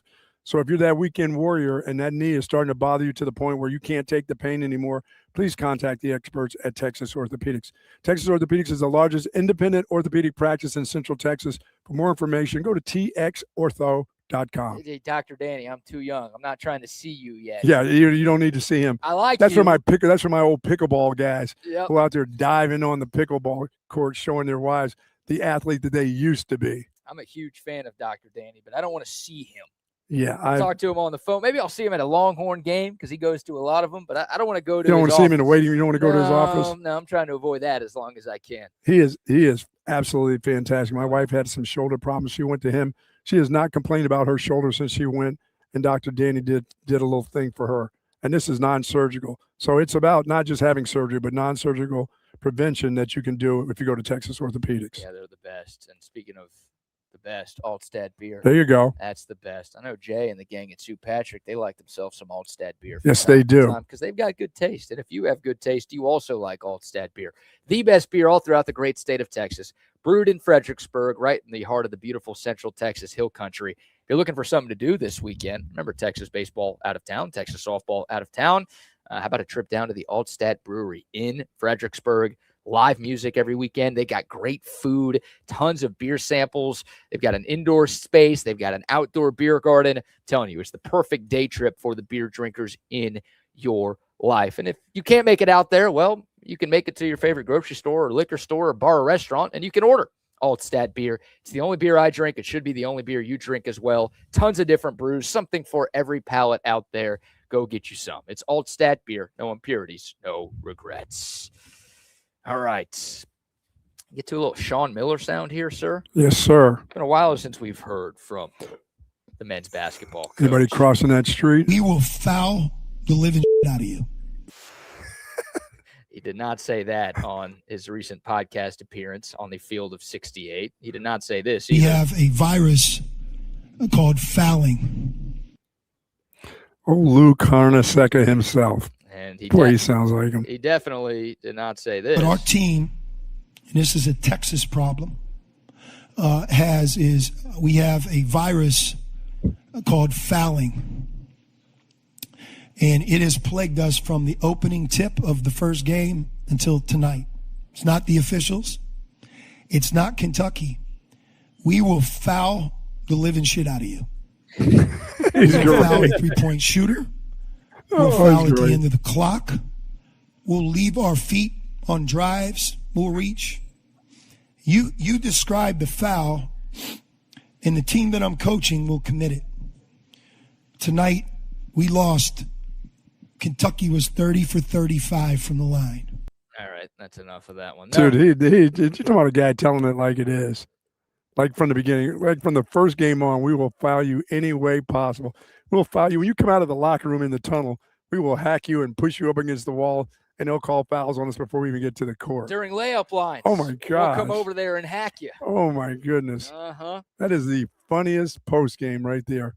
Well, we got to get to this one, too, because anytime we talk about Sean Miller press conferences, I mean, that one that we just played or this one right here, these are the two best. Oh, it's, I think I told you guys, like a disciplined team, disciplined players, coached by a disciplined coach and environment and staff. And we have to coach those guys better in those areas. Now, if I tell you not to cross the street, and I keep telling you, and I say, I swear, whatever you do not cross the street. And you do, and the bus hits you. I'm going to take responsibility as your parent. But damn it, how many times do I have to tell you not to cross the street? We got some of that going on. Yeah. We got some of that going on. That's epic right there. That is epic. Yeah. Well, here's some sound from Sean Miller this past weekend. Look, a lot has changed. You go on a run to the Sweet 16, you win 3 NCAA tournament games in 5 days, then all of a sudden everyone feels a lot better about you, and I think you feel a lot better about yourself and the direction of your program as well. Sean Miller, a guest on the field of 68 this past weekend. We'll start with this cut. Obviously, year one is tough for any coach. You don't have a lot of time to put together a roster. You just kind of have to piece things together with what you have. Sean Miller was asked about the difference between roster construction going into year one versus what this offseason has been like. Us, we kept a number of guys who were previously here at Texas and welcomed them back. Tremont Mark, Jordan Pope, 2 guys that were just amazing for us towards the end of the year.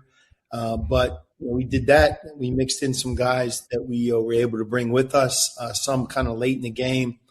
And then obviously Dalen Swain came with us from Xavier when we were there. So, that was kind of like the starting point.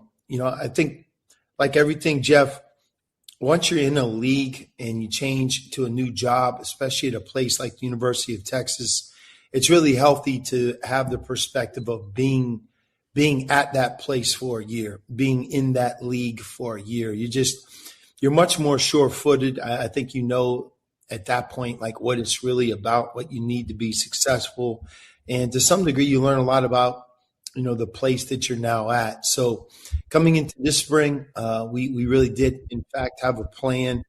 And we really wanted to be super aggressive right out of the gates, knowing that we had some real needs to fill. But I like where we ended for sure. Yeah, I mean, they got the guys that they wanted to get, and they did it early, BK. They targeted some players that they wanted, the kid from Colorado. They did what they need to do, especially when it comes to, you can always use another big man. You and I will be saying that. If they had 8 big men, we'd say, you know what, they probably need 1 more. Yeah. But I think to get the guard play down, to get the shooters that they need, that's important too. You can't get to some of these championships where you're trying to win the real big games unless you have guard play. That you have a floor general out there. They really did. And they had like 4 or 5 guys. We're going to lean on this guy this game. We'll lean on this guy this game. But they didn't have that guy that every game you were going to get a consistent play out of. They got scattered play from different people. Yeah. But no consistent floor general out there, and I think they have at least two of those guys right now. Yeah, they clearly had a plan in the portal, and they did a tremendous job executing that plan, Sure. bringing in 5 impact players, and all 5 of these guys are going to play a lot for Texas, and all 5 of them also have multiple years of eligibility left. So you're talking about guys who can help this team in the short term, but also guys who are going to be able to help this team in the long term. Well, yeah, guys who are going to probably play well together, have some success, and say, listen, I want to do that. Let's run that back again. And again, we can't bring it up enough. If Texas would have lost to NC State in the first round, yes. Think about the way they ended the regular season, the embarrassing loss to Ole Miss in the SEC tournament. If they would have lost that first 4 play-in game, then this offseason is completely different. I don't think the NIL investment that Texas is clearly doing right now happens if Texas doesn't go on the run that they went on. And you know what? And that's a credit to the coaching staff and to those players that he talked about, Mark and guys who, you know, the Pope that hung around here. Yeah, I mean, they didn't play great all year long. You know, they had their ups and downs, but at the end of the season, they played pretty well together, and that kind of kept things together for this team, and the way they went in the portal and what they've done in the recruiting part too. Yeah, I mean, they were a tip in away, and a missed call away from playing in the Elite Eight this year. Right, they were right there on the cusp of a Final Four. And look, Sean Miller gave those guys a lot of credit. I remember right after Texas lost, he's like, I told those guys in the locker room, Jordan, Tremont, Kendall Weaver, like, you guys lay the foundation for what we're about to build here. And like, everything that happens after you all happened because of you. And I think he realized even in real time, like, if we didn't do this, then my whole tenure at Texas might have been completely different. You're absolutely right. But you're right. The NIL money, those type of things that you know you're begging for wouldn't happen if all of a sudden you got beat by NC State. And last year, you know, obviously last offseason, it's so quick. I mean, Sean Miller doesn't get to recruit right away. You're right. Texas only had a few scholarship guys that were eligible to come back, and a lot of what he did last year in terms of roster construction was just, hey, trust me. Like, can I convince you to stay? Can you please stay here? He was able to do that. It's obviously cheap to keep guys like Tremont and Jordan who are already here versus going out and bringing in a bunch of dudes externally from the portal. But yeah, this year, obviously, the deeper you get into a coach's tenure, and Steve Sarkisian's talked about this, and Jim Schlossnagel's talked about this, and Vic Schaefer's talked about this,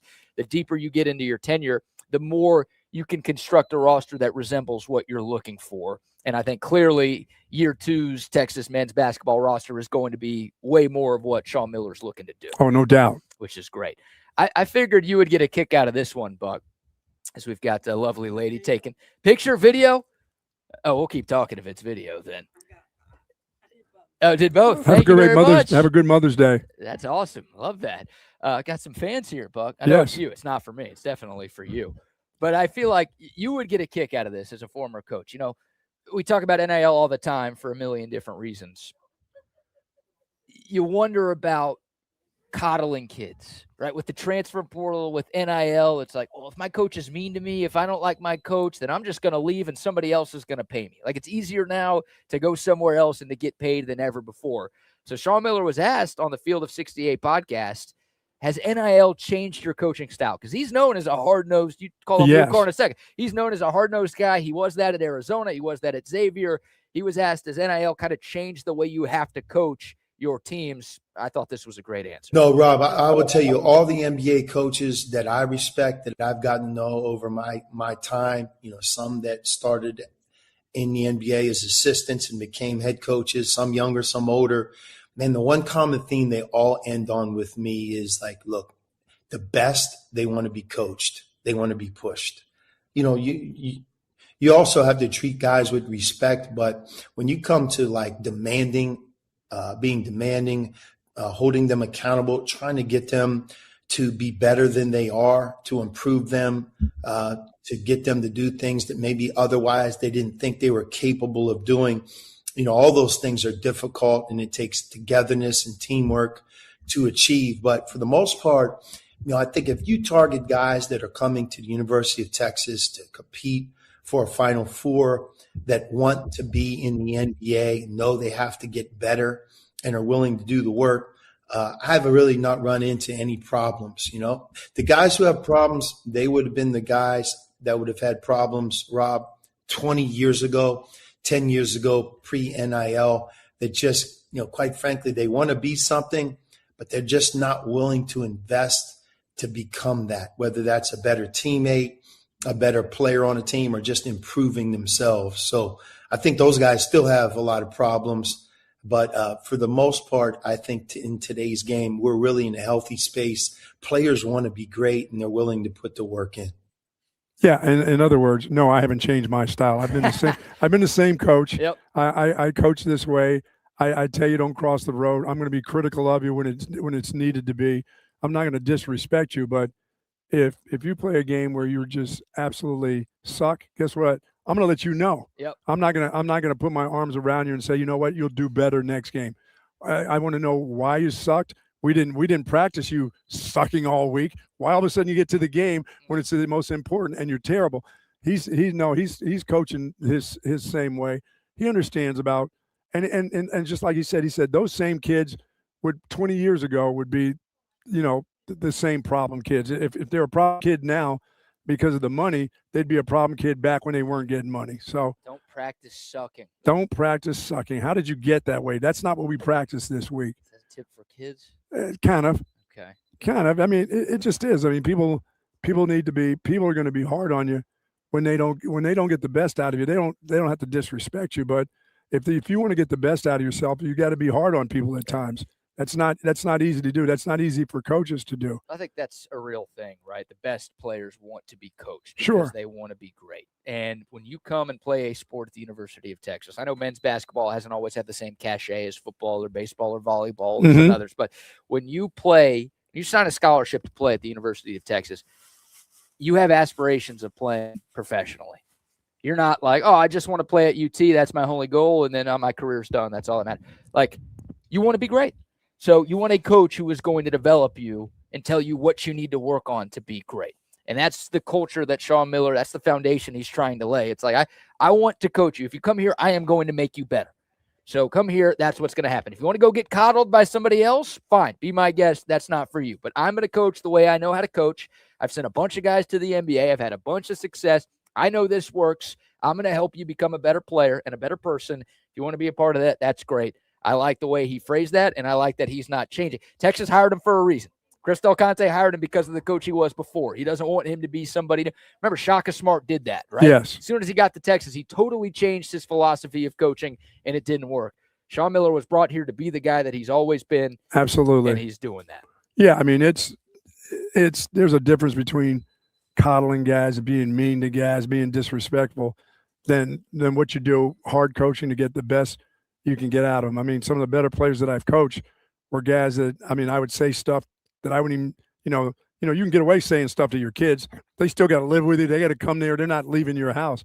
But some of the best players I've coached, I've said some of the worst things that they just, at the time, looked at me like, did you mean that? Well, I said it, didn't I? Mm-hmm. That's why I said it. I didn't said it because I didn't mean it. Right. And they just took that, and they took it that I was very upset because and a lot of times people will put it on the coach. Well, it's the player too. I mean, the players are a part of it. The guys don't just say it. They have experience. Coaches have experience, and they've been through different ups and downs. As a player, you don't get a lot of that. You've been very successful in grade school, middle school, high school, and now you're in college, and you've had all these successes. You didn't have a lot of failures. You just kind of went through the stars were stars from the get-go. Mm-hmm. So when it comes to coaching them hard, you have to do that to continue to make them what they are. You start leaning back on them and let them just do what they want to do. That's when things get all screwed up. That's when all of a sudden we talk about guys that remember how good he was or he could have been. Well, there are coaches that just kind of, well, he was really good, so I just kind of let him go. Yeah.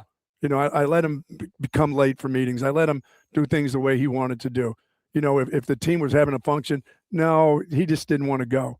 It's not mandatory that this certain person go to these kind of things. No, you expect him to be there just like the team. You expect to coach them hard like you do the rest of the players. Whether it's the four-string guy that you're, seemingly having to tell 16 times about crossing the road, or the superstar that you tell 3 times and you go, why the hell am I telling you this 3 times? I should only have to tell you 1 time. Yeah. That's what they want, really. When it comes down to it, that's what they want. At the moment, they hate it.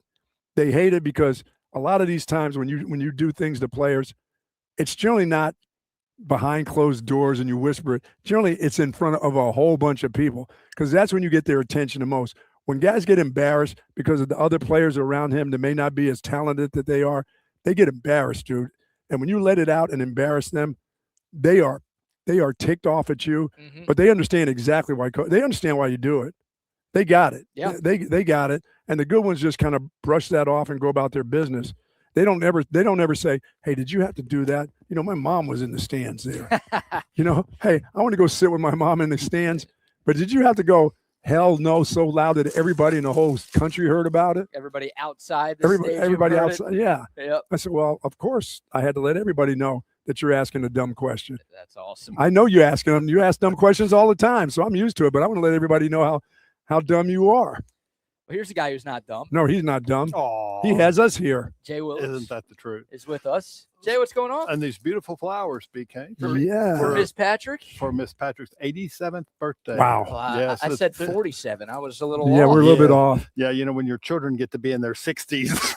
The math isn't quite math Yeah. there. Huh? Right. But she's having a beautiful birthday week. Amber and Shelby have been doing all kinds of fun little 1939 off e-cards. So everything it's really great. Yeah, y'all have had some great sales going on. Oh, really great sales and good show, guys. Thank it's you. always fun having you. And what's amazing is how fast it goes. Right? Yes. We've already been talking for an hour and a half, which is just It's incredible. We haven't mentioned size whatsoever here today. yes. Yeah. Well, I have a bunch of size smalls. Oh, good. Youth small, hopefully. You small. So, there's a tradition where you get a birthday present every time I see you. Yes, it's almost my birthday. And this one is very special. Uh-oh.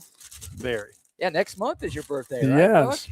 Yes. Oh, Yeah. let's look at this. Beautifully wrapped and Oh, Always. the Sue Patrick Sue bag. Patrick bag, yeah. Yes. Uh-oh. oh, this looks like sweets. This looks like something Joyce's. Isn't that cute? Show the camera. Is that like a George Foreman grill? Well, sort of, but for those little cake ball things. So Whoa. now you can make cake balls, and it has the little sticks inside there. Oh, Little it does? injectors? Yes. Huh. So you can make little lollipops. Little lollipops with these? I could take them to the guys when we play golf. Isn't that great? And Bring those in a cooler? I don't know why a box that says baby cakes on it reminded me of you, Bucky. Oh, old baby cakes. That's what his friends used to call him. I think that's what his golfing buddies still Yeah. call him. How about this? Hey, sweet cakes, move up another tee box. Why don't you? Sweet cheeks. Look at that. But my guess is that's going to make it to the raffle table. at the It golf looks like tournament. something. It looks like something that belongs on the raffle table, doesn't The it? cake pop maker. Well, if you, You do know, I that- hate to talk to you about pricing, Jay, I but think it's underneath. What does that say? We've got 15. so what did so- you get it at? Oh, Not more than 750. Okay. It might have been happy birthday, Buck. Should have been 3. Bucky. It might have been 375. Oh, really? Nice. Oh, Well, look at those. that's what you're worth, Buck. You know what? This is wonderful, Jay. I thank you. I You're welcome. appreciate this. Yes. Happy birthday to you too, Bucky.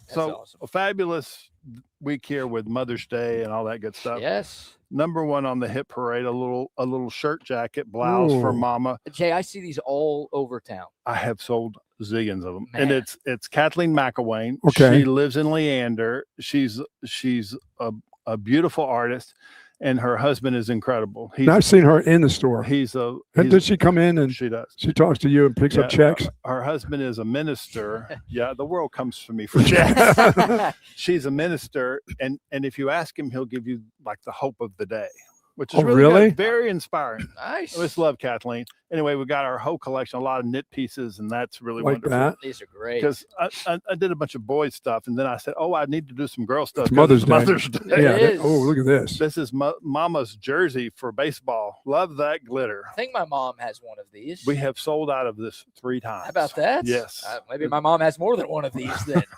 Is there a possibility that I could fit in one of these, Jay? I do like the glitter on the front. you know, my guess is, Bucky, that it's too short in the front. Oh, really? You could definitely wear a small in that. He'd be a belly shirt guy, don't you think? You don't You have show up to your, the games? your belly button's not pierced, is it? No, no, Bucky? no, no. Okay, good. It's a very fair question, Jay. Very Well, if you're fair. gonna wear a short shirt, The old Zeke Elliott look. so no piercings anywhere. No, right? well, I have my ear, and then I have a dragon on my shoulder. Well, that's a tattoo. I was Yeah. thinking about the piercing. Oh, you have a dragon piercing? Ugh. You get It's bit just by a good. dragon? So you really do have a tattoo? I do. Wow. That's what they called it originally. Right. It's kind of shrinking and sinking into the back of my. It's kind of Uh-oh. going down to my back. It was supposed to be a dragon, and It's now gonna it's be a dra- butterfly. It's turned into a butterfly. Yeah, it's Has it not. really? Yes, Is this in color, Bucky? it is. It's Okay. it's bluish. It matches the bruises on my back. Okay. Oh, I poor have- Joyce, I have beating on you questions. still. Yeah, I have some questions now. So Ooh, this is nice. I just got this in. Long sleeve too. It's wonderful, and it is actually on field gear. So you could actually see a Texas baseball player wearing this like before a game or Oh. after a game when it's cool at night. Yes. $80, and it's kind of a waffle material. Yeah. And so it's really, really lightweight. I'll hold this up to see if everyone can see the design and the pattern. But it's got a lot going for it for $80. like that. This is Yeah. awesome, Jay. So you really could see a player wearing that. It's And a then, springtime deal, Jay. and then I have small through 3X. And unfortunately, Bucky, I think the small runs big. Ooh. Yeah, I know. I get a youth size then. Yeah. infant size. Youth. You're above 131 now, right? Yes, I'm not a Okay. jockey. Okay. I know the Kentucky Derby was just Yeah, run, but you no. didn't congratulate him on his Kentucky Derby race, Jay. We love this shirt. This is flag I and love that. flag and anthem camp shirt. Nice. I thought of you, Bucky. Isn't that something? That with your little straw hat I gave you would Thank be you, perfect. Jay. Oh, this is nice. That one's wonderful, and this one's equally nice. Button down look. Yeah. Dress this up a little bit. These are good in the evening. And very good, and embroidered left chest Longhorns. Really great. I love this brand. Yeah, this is nice. Both of these are great. Yeah, we got in a whole slew of their stuff. You can buy both of these. Little This is different. A little pearl snap. You like that? pearl snap, which is the rage these days. I think I saw you and Ed Clemens doing a video about this the other day. This Is would, that right? this would look Probably. good on my friend Bob Cole. Do you have You know, 3X, he- 6X, no, 4? he's like a size medium now. What? Yeah. He's lost 200 pounds He's lost a bunch of weight, or Buck. 225 a bunch. He's like What he- month is it? It's he- okay. It's almost June. No, he's actually been doing this for months, and he might be your weight. Really? This has become the view with all the gossip. That My we're- goodness, got thank you, going on thank here. you for that, Jay. I Yeah. needed. I like this shirt right here, Jay. Isn't I that like this great? one. This is Another little pearl snap button. This- embroidered the Longhorn. material of these too. This is like lightweight, almost Yes. dry fitting. Yes. where it's comfortable. How for about the this one, summertime. BK? This one would look good on you right here. That looked good on him. On me? Yeah, the color, the shade, I appreciate along that. with your shade, What is my shade? fair. very fair. Yes. Yeah, I'm a fair guy. Thank Yeah. you. But It's, what's my shade? Opie Taylor. Yeah, thank you. That's a very good looking much. shirt. I like that shirt. Yeah, both of these are great. And then hip parade, still great. Still Oh, yeah. great. I Isn't still it? have some little wire bear that I buttoned wrong, I think. I do this all the time. I missed one. Yep. Anyway, that's a really great shirt. Small through 3X. That still sells like mad, right? That's why they Oh, love this one. 4 or 5 a day. I've got It's a- Wow. crazy. I might need one of these, Jay. Oh, it's Gotta- the bell of the ball. Got a wedding in Mexico coming up. That's the one right now there. That would be I great. feel like this is Yes. the one, right? Yes. And then this is fabulous. A little lightweight I just saw this today. cotton poly blend. That's a really great shirt. Very nice. Ooh. SuePatrick.com, by the way, if you want to shop. Never online. closes. Never closes. And then some hats. And you sleep here, right? So the store. Is this never one of the closes. straw hats? A straw hat from Mama. Yes, for gardening. Gardening is Yes, part of went it. to the garden party. Yes. This is great. This one is collapsible, so you don't have to be that careful with it. Really great. Yeah, I have need to that get in- one of these for I have Joyce. that in khaki and then light tan. Yeah, whenever I get these, I sell out, Yeah, I need to get one of Some- these for Joyce. Joyce would like this. and they fit pretty nice. Go in the neighborhood, walking the dog with this. Oh yeah, it's a great hat. Nice. Will Joyce wear a hat? Yeah, she wear it. She likes the one with the little straps underneath the chin because they don't blow off and everything And else. the straw hat I gave you. How many times have you worn that? Bucky? Twice. Twice. I do that in the garden. Once in the store. Yeah, one's in the store and the other one out in the garden. Oh, There you go. some, as y'all call it, Tyler Campbell. There it is. Blue- Tyler hats? Candles. Tyler Candles, yeah. A Yeah. mother's love, a little gift set. 3.4 ounce candles. You kids go break that penny bank, penny bank, come in here and get this for mom. Mom would Yes. love this for Mother's It's Day. fabulous. And like $21. 3 candles. 3 candles. They're all 3.4 ounce. Their candles are awesome. And then we got in the detergent. Look at these the, hats. the detergent is crazy. Yeah. Crazy great. I mean, crazy great. And the young people love it. Right. And all the guys come in and tell me they're getting it for their wives. And they get it for Bucky, themselves, like me. I put yes, it, right. you know, I tell you, I put it in a little baggie in my car to keep this, you know. Did you get rid of your Subaru? I cracked that Subaru up, Jay. You did it? No, I'm a Mercedes-Benz Okay. guy. Yeah. Mercedes-Benz of South Austin guy. He's upgraded now. Okay, Yes. perfect. Yeah. A fabulous hat. And one of the reasons I love this hat, it's got the little Texas Ooh. flag embroidered on the side, Yeah. which really says to me, we own this state. Oh, the flagship university of the state of Texas. Yes. Absolutely. Don't tell my Aggie friends. that are Nobody has listening. any qualms with that, right? Nobody No. disagrees with that Right, sentiment. right.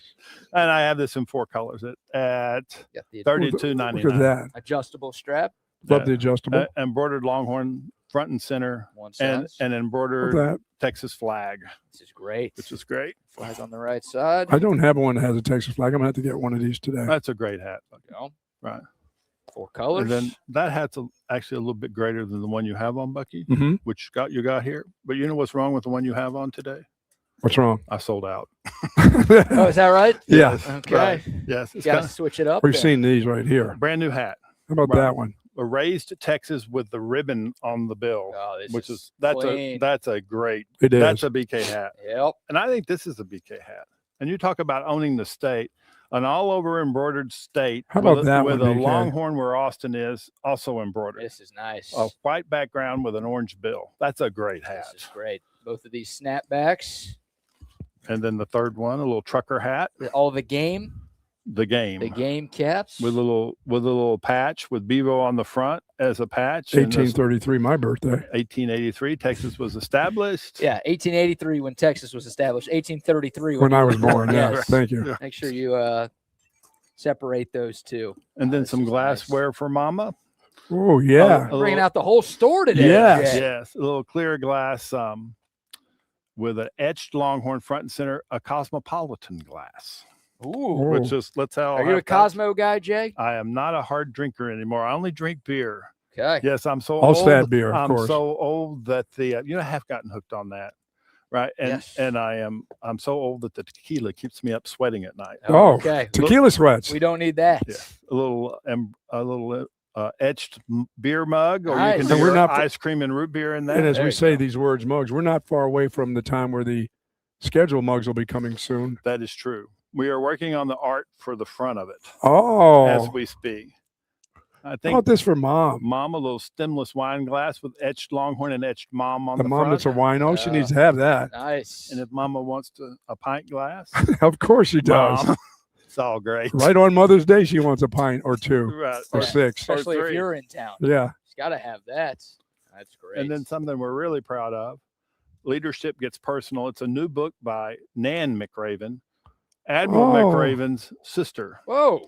Yes. And she's got everybody that she needs to have a story from them. Right. Really? Yeah. The Admiral has his story, and it's about how UT affected their lives and helped them be better leaders and the whole bit. So the one I'm most impressed with is she has Eggleston from the volleyball team in there, Nice. which is really great. Logan Oh, that's Eggleston, cool. Great player. Yes. Yes. I wish she had some eligibility left. Yes, that would be nice. Maddie Skinner, too. Can we get both of them back? Yes, please. That would not please. hurt.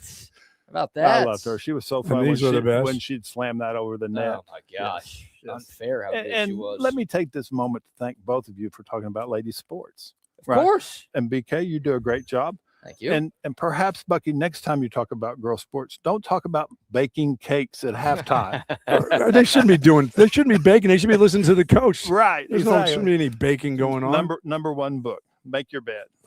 Yes, indeed. You have finished that one, correct? I Buck? finished that one years ago, a couple years Okay. ago. Now my sister's read So this one, Bucky, I'm too. not sure I recommend that other one. There's a lot of writing on each page. Is there really? Yeah. Oh, The Oh, boy. Did you say Coach Royal's wife has something in here? no. Is this not the one? No. He doesn't have anything. You got the No. autograph Oh, I there. forgot Wow. to say that. Yeah, Nan came through and autographed all of them. Signed That is copy. awesome. This is great. That's the perfect graduation gift. Yes, Graduation's coming up. Oh, it's already here. because this show is about academics. The Wisdom of the Bullfrog. This one to me is the best. Have you one. read that book, Bucky? I have. I'm almost done with all three. And do you know what the bullfrog is? Nan He knows what bull something else is. I know what the other bull is. Yeah. Nan told me what in the Navy SEALs it means to be the bullfrog. You're the oldest living SEAL. How about that? And Admiral McRaven is the bullfrog. really? Yes. Is he really? Oldest Yes. living seal. Yes. And I said, well, he's not that old. How could he be the oldest? But the SEALs didn't start until like the 60s. Got it. This is awesome. So he's got 4 books now or 3? He's Well, he's got More than he's 4? got 3. And he got a children's book. a children's book and one more book coming right away. Okay. Yes. Awesome. Yes. Yeah. Admiral. And then one more thing for Mama. These little burnt orange beads are great at $25. We got bracelets here. Bracelets. Very nice. Yes, Very And they nice. can stack them. And then to put for your present, This is my exclusive gift sack. I just love that. Oh, those are great. It's really great. How about that? Oh, and If you give a gift in these, especially to someone in your family, just say, no, the gift is not the bag. I get the bag. Yeah, that's right. Take the you gift have out. to give it back. Yeah, You're gonna I get need the the bag. bag back. But You get that's the gift. that's a bag that no one's going to throw out. Yeah, Oh, no. Right. This is legit right here. And then tell me these aren't great. Those are I got Shoes. restocked on shoes. They're unisex size, but they do run a little narrow. God, these Right. are nice. I just love these. I got in about 40 pair Are there kid size in here for some little tykes? No toddler, but kids have big feet in general. Well, they got to grow. Yeah, and these start like at size 5. Okay. So that works for you. Are you asking about yourself, Buck? No, I No, wear I a size. thought I you wear a had- size 12. Oh, I forgot. I you was do have under big the feet. impression you had big feet. Bucky. I do. Yeah, I do. absolutely. Big hands too. Yep. You guys are great. You're great. Jay. It's a great show, and thanks for coming out. I appreciate it. Thanks for having us. It's always a fun day when y'all come, and Well, it it's makes the always day fly by because this is what Sue said. You guys can talk like crazy. You guys talk too much. Well, we learned it from her, I think. I was talking to a customer in the back, and she says, "Who are those people up there?" And I said, "Well, one's BK and the other's Bucky." And she said, "Bucky Godbolt?" Yeah. And she says, "I'm going to run home and tell my son." There you go. There you go. Tell my son who's 62. He's gonna come back with what? With something? Oh, with something. He's mad at you about something? No. It's all good. Buddy, Jay, we love it. to be We famous. love Thank being you. here. We Thank really you, do. guys. Yeah, man. Thank you. This is You great. Y'all shop And thank you, by the tomorrow. way, thank you for the luggage for the Mullen Open. You bet. That carry-on bag is going to be, that's one of the big prizes. Oh, nice. In the big raffle. And the big wrap. Oh, yeah. I love it. Yep. Y'all come shop at Sue Patrick in store 5222 Burnett Road, or Online. As Jay said, open all the time online, SuePatrick.com. Don't forget free shipping on those online orders over $59. So as Jay's going to give me a couple of these. These will be great to put a Tito bottle of Tito's in. Hey, you keep the Tito's, give me the bag. Yeah. Hey, run the bottle out to the car, but I'll keep the bag, right? Yeah, that's This is for a you. great That's bag. how it works. That is a great bag. That's unique. I haven't seen that anywhere else. I love the Sue Patrick exclusive items that they've got. That is a packed house right there now. That is, yeah, man. It's gorgeous. So shop for mom or get your Longhorn gear, or why not both, Yeah, don't forget Father's Day around the corner, too. We're talking about June. Father's Day will be coming up. Who cares about that? Nobody cares about We're Dad. not getting Dad a gift. Isn't that how it usually works? We're getting Dad a polo. We're telling Dad he could sit on the couch and watch golf.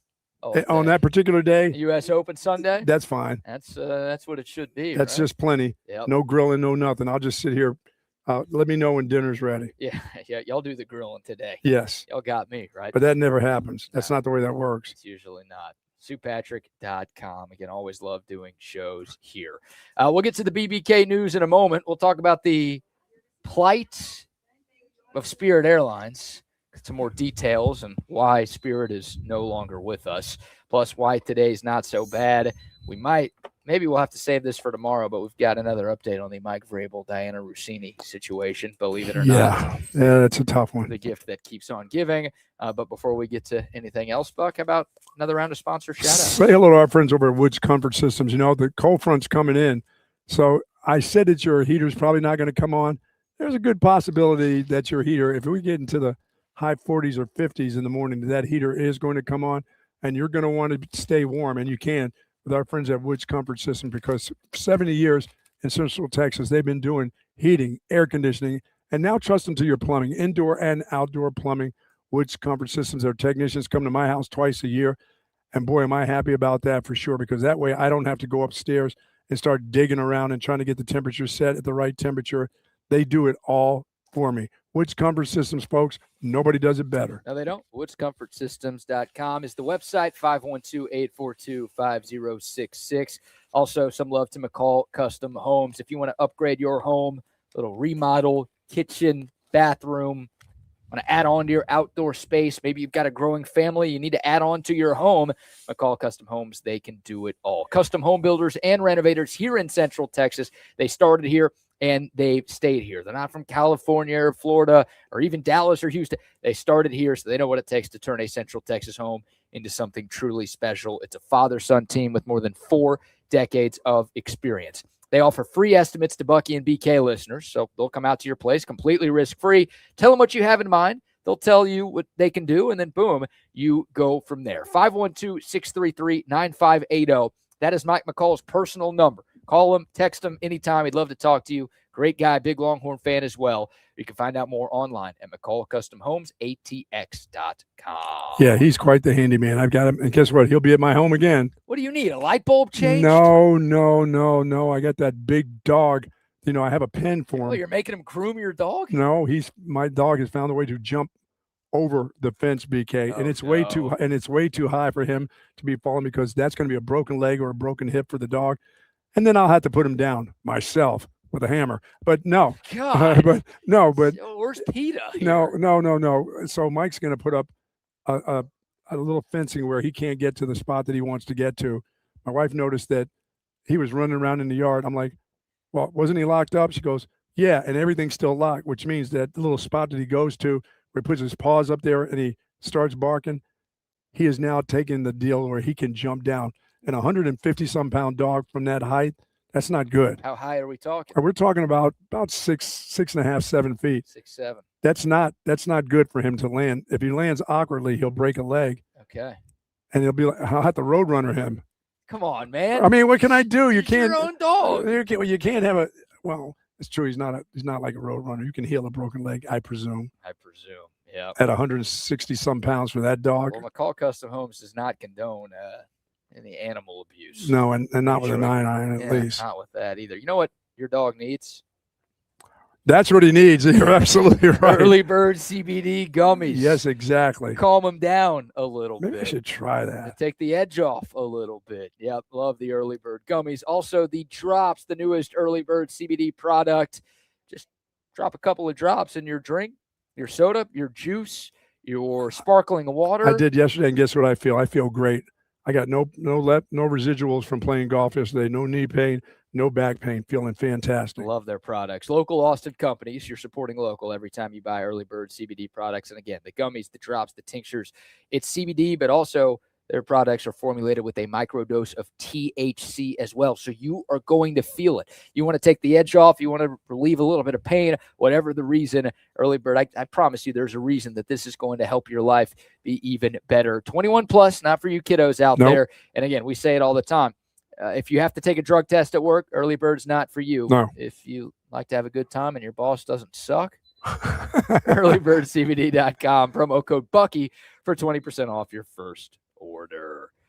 All right. You want to do Spirit Airlines, or do you want to get to give me that Spirit Airlines story. Okay. I tried to with the help of Allen Iverson, a.k.a. AI. Okay. By the way, today is the anniversary of the practice rant. We might have to play that before my goodness we get out of here. But used a little AI to help just kind of summarize what's going on with Spirit Airlines and why it's so abruptly shut down this past weekend. Spirit Airlines officially ceased all operations on May 2nd. At midnight, I believe. 2026, which was last Saturday. Mm-hmm. And the shutdown followed a failed last-minute attempt to secure a federal bailout and the collapse of negotiations with its creditors. So kind of the breakdown of why the ultra-low-cost airline ultimately failed. Well, it's kind of a death by 1,000 cuts. They tried a merger with JetBlue a couple of years ago. That did not work. That blue and yellow would be gross. They had all sorts of antitrust lawsuits that were going on. They actually filed for bankruptcy in November of 2024. So again, it just, the price gap hurt them. Obviously, they were charging less than a lot of airlines. And then once major carriers, Delta, United, American, when they introduced basic economy fares, yes, that got closer to Spirit Airlines prices, but weren't Spirit Airlines planes, a lot of people started going with those instead. So the first time they filed for bankruptcy was November of 2024. They filed for Chapter 11 again in August 2025. In March of this year, they cut thousands of jobs and more than 200 routes. In April of this year, the Trump administration considered a $500 million rescue package, but bondholders refused to agree to the terms. And then on May 2nd, they officially ordered a wind down where all flights were canceled immediately, and the website was replaced by a notice for passengers saying that all flights are grounded. And you folks with tickets are left holding the bag, hopefully trying to get home at different spots. Or your summer vacations were just... Yeah, if you had a flight booked on Spirit, you're in trouble. Now, they did say they were going to automatically process refunds for tickets that were... Well, it sounds like they have that money coming right back immediately. Yeah, but if you had like vouchers or flight credit or points, then you're out of luck. Wow. Like those don't get converted into anything else. Obviously. Or on any other airline. Yeah, no other airlines are going to take that. So now you've got some competitors, United, JetBlue, they're already trying to acquire like their takeoff and landing rights in certain hubs.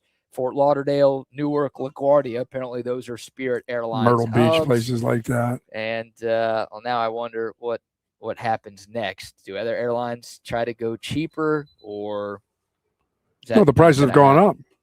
It feels that way. Prices Yeah. have gone up, which I guess didn't help Spirit Airlines. Maybe they were trying to stay low. I don't know. I've only flown Spirit once in my life, and I kissed the ground as soon as I landed. Dude, I've never been on those. I barely see those things. When I just see that yellow at the airport, I just turn my head. You don't look. I have not been on Frontier. I've not been on Spirit. Dude, I don't recall, actually. I think I did get on a JetBlue, and it may have been from Philly back to Austin. I think that's the only time I've ever been on JetBlue. JetBlue's not in that category. I mean, there's certain ones I just don't do it. For a while, like I said, I had my mainstays like Delta, United, and now I don't even have that. I only have United right now. Yeah, because you had that awful Delta experience where you had to spend a night on the floor of the Atlanta airport. Maybe it's just the city of Atlanta. Maybe that's what it is more so than the airline. It hasn't been too kind to the Texas Longhorns in recent years. Neither is Athens, Georgia. No. Not too fond of those places. So what happens to the planes? Do we just paint those bad boys over? They are being repossessed by lessors and sold or released.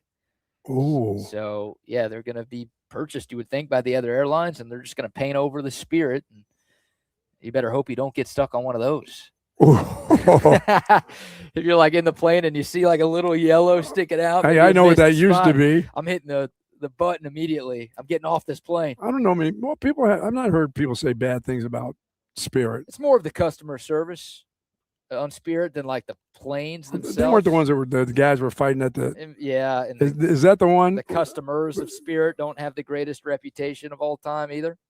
Huh. So, yeah, that's been more of the So you got to issue. get through a little bit of a battle again on. That's all right for a cheap price. Why not? Yeah, I think that's more of the issue with Spirit than like the planes having major issues. Right. Because they don't make the planes. Right. Somebody else makes the planes. They just pay for them and they all use them. But yeah, the Spirit stories that we've had on this show are typically about the workers and or the clientele. So, by the way, final debt for Spirit, approximately $2.4 billion. They had 11,000 employees 2 years ago. Man. They had a big layoff, but they still had 7,500 employees at shutdown. And again, we talked about the refunds and we talked about what's going to happen to their planes. Well, I hope the folks can get a job. That's the deal.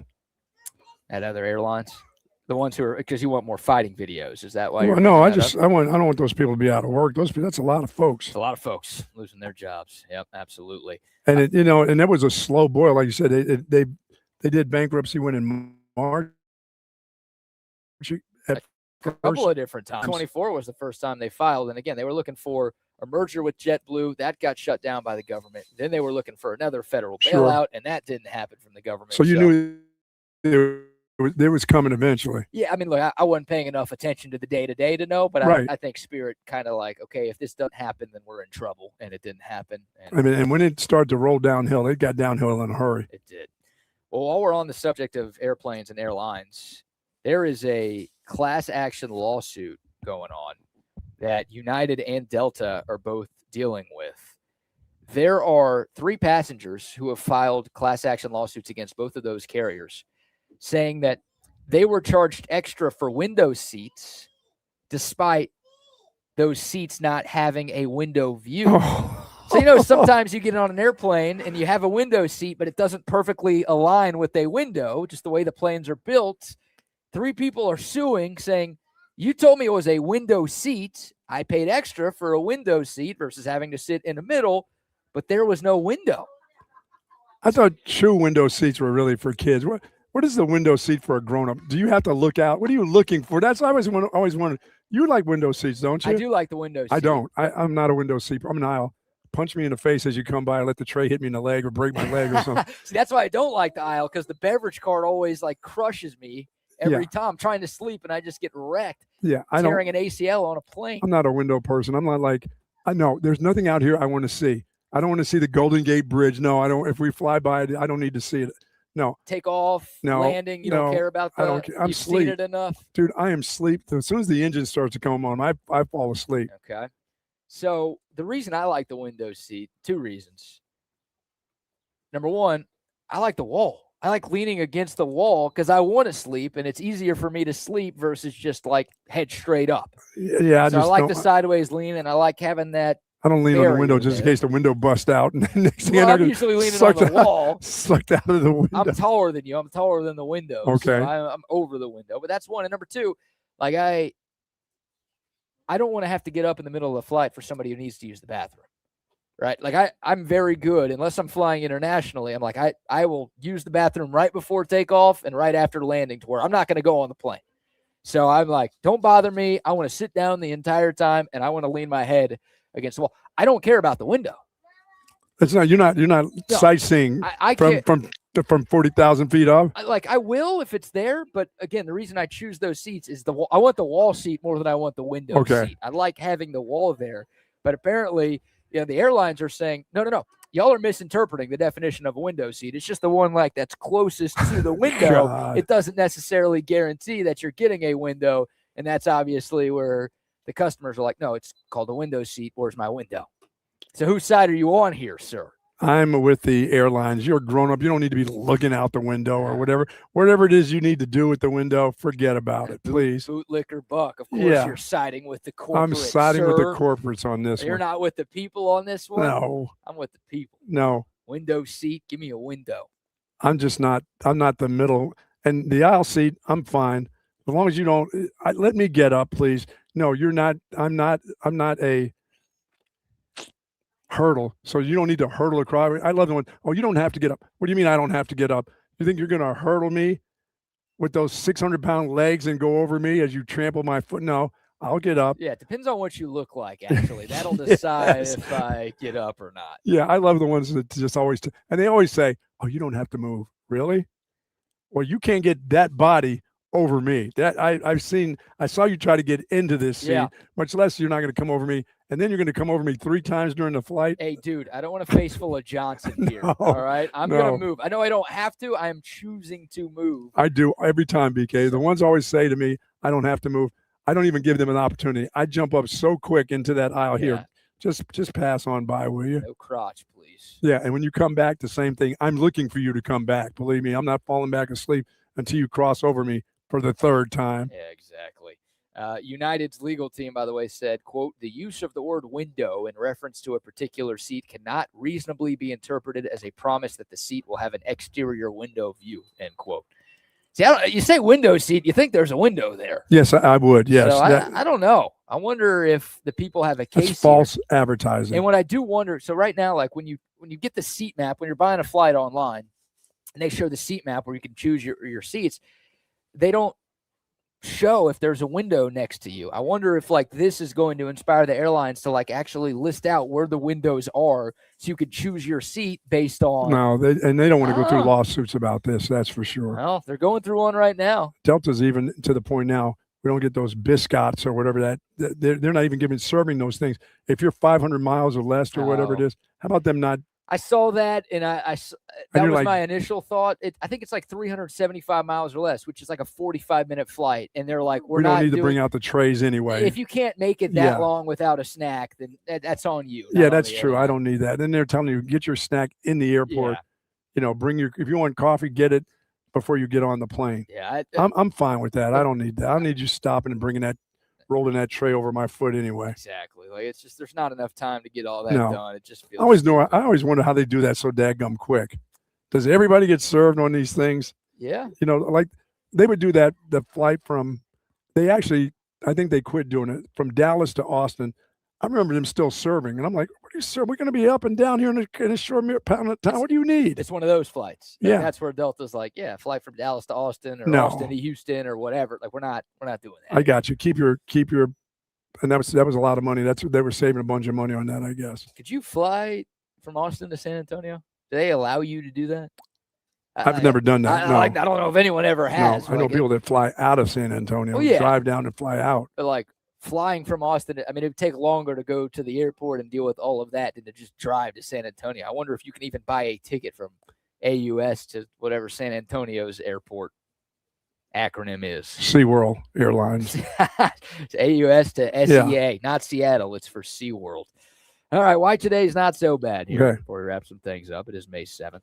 Not a ton going on. On this day in 1998, Apple unveiled the iMac. It revolutionized industrial design for personal computers. You're a Mac guy. I mean, you've got the Mac laptop. Yes, I do. Kind of started it all. I've got this. You got the Apple Watch. You've got the Apple phone. You're a Steve Jobs guy. I am, all the way. Johnny Unitas was born on this day, 1933. Famous number 19. On this day in 1945, Germany signs its unconditional surrender, officially ending their participation in World War II. That's a good thing. It's a good thing for most of us. Today is the National Day of Prayer. Good day to pray. Every day is a good day to pray. I agree with that. But if they make a special day, just like Valentine's Day, if they make a special day for those that want to pray on a special day, just do it. Don't complain about it. It's a Hallmark holiday. Just don't complain, but just do it. Garbage. Say a little prayer today, everybody. National School Nurse Day. That's got to be a tough job. Let me see if I remember my school nurse in high school. I think it was a nun. I think she was like she didn't teach. She was just part of the nunnery. Okay. They're not supposed to teach. They're supposed to nurse. Yeah. They just wait there until some kid fakes being sick. Yeah, I just go ahead and stick my finger down my throat, come in there and just vomit all over the place. Did you ever do that? What? Make myself throw up? Yeah, in school? One time. Catholic school? Yeah. I mean, after I had lunch, after I saw the lunch lady arms, made me throw up. Oh, you didn't do that yourself. Oh, You no. just naturally did. That is gross. It's also National Roast Leg of Lamb Day. That's all our national days. You got to be really good. You got to have somebody that knows how to really cook lamb. Some birthdays today. Earl Thomas, the lifetime. Okay. Happy birthday. We want to talk about his off-the-field escapades. Alex Smith, former number 1 overall pick. There you go. Sean Marion, NBA champ with the Mavs. Calvin Booth. And Mr. Beast. You familiar with that guy's work? I am not. Mr. Beast is the most popular YouTuber in the world. He has more subscribers on his YouTube channel than anybody else. It's 28. I want to be like you. He's trying to be like us. That's what he's trying to Because do. we're on YouTube. Yes. Yeah, if we had his subscriber count, we'd be doing the show Turks and Caicos or something like that. Nice. Yeah, we'd be sitting pretty. So there you go. There's why today is not so bad. It's a pretty average day, it seems. It does seem pretty average. That's good. Not a lot of historical events. It's a good Thursday. Or birthdays to talk about. It's a good Thursday. Buck on to Sue Patrick for hosting us. Oh, man, this has been great. This is an awful lot of fun. Every time we come here, Yep. boy, they have something. They've got new stuff all over the place. Absolutely. As I told Jay, my grandson was at the baseball game on Sunday, Texas baseball, and there he was with his Sue Patrick little uniform on. It's awesome. That is great. Big win, too. Yeah, big win. The big comeback. First time for a game for him. It's a great one to go to. I didn't have to go to the T-ball game instead. He didn't quit T-ball after that? No. He stayed for every inning. Yeah. 2 lemonades, popcorn. Was he drinking like that little girl at DKR? No, my daughter would crush him. Okay. That's good. That's good that he wasn't drinking. That little girl's special. She's awesome. Yes. Is what she is. All right. We're out of time. Thanks to Sue Patrick for hosting us. Y'all come by. 5222 Burnett Road. Get your Mother's Day gifts. Take care of Mama. Get your Longhorn gear. Take care of yourself. Hey, and take care of Dad, too, now. Take care of Dad. We'll probably be here before Father's Day. That'd be fun. Typically do our live broadcast here around those big holidays. So SuePatrick.com again for your online orders. And thanks to everybody for tuning in today. Great job, buddy. Likewise, my friends. And the Buck and I will be back tomorrow at 9 o'clock. Y'all have a great Thursday. Welcome. Welcome.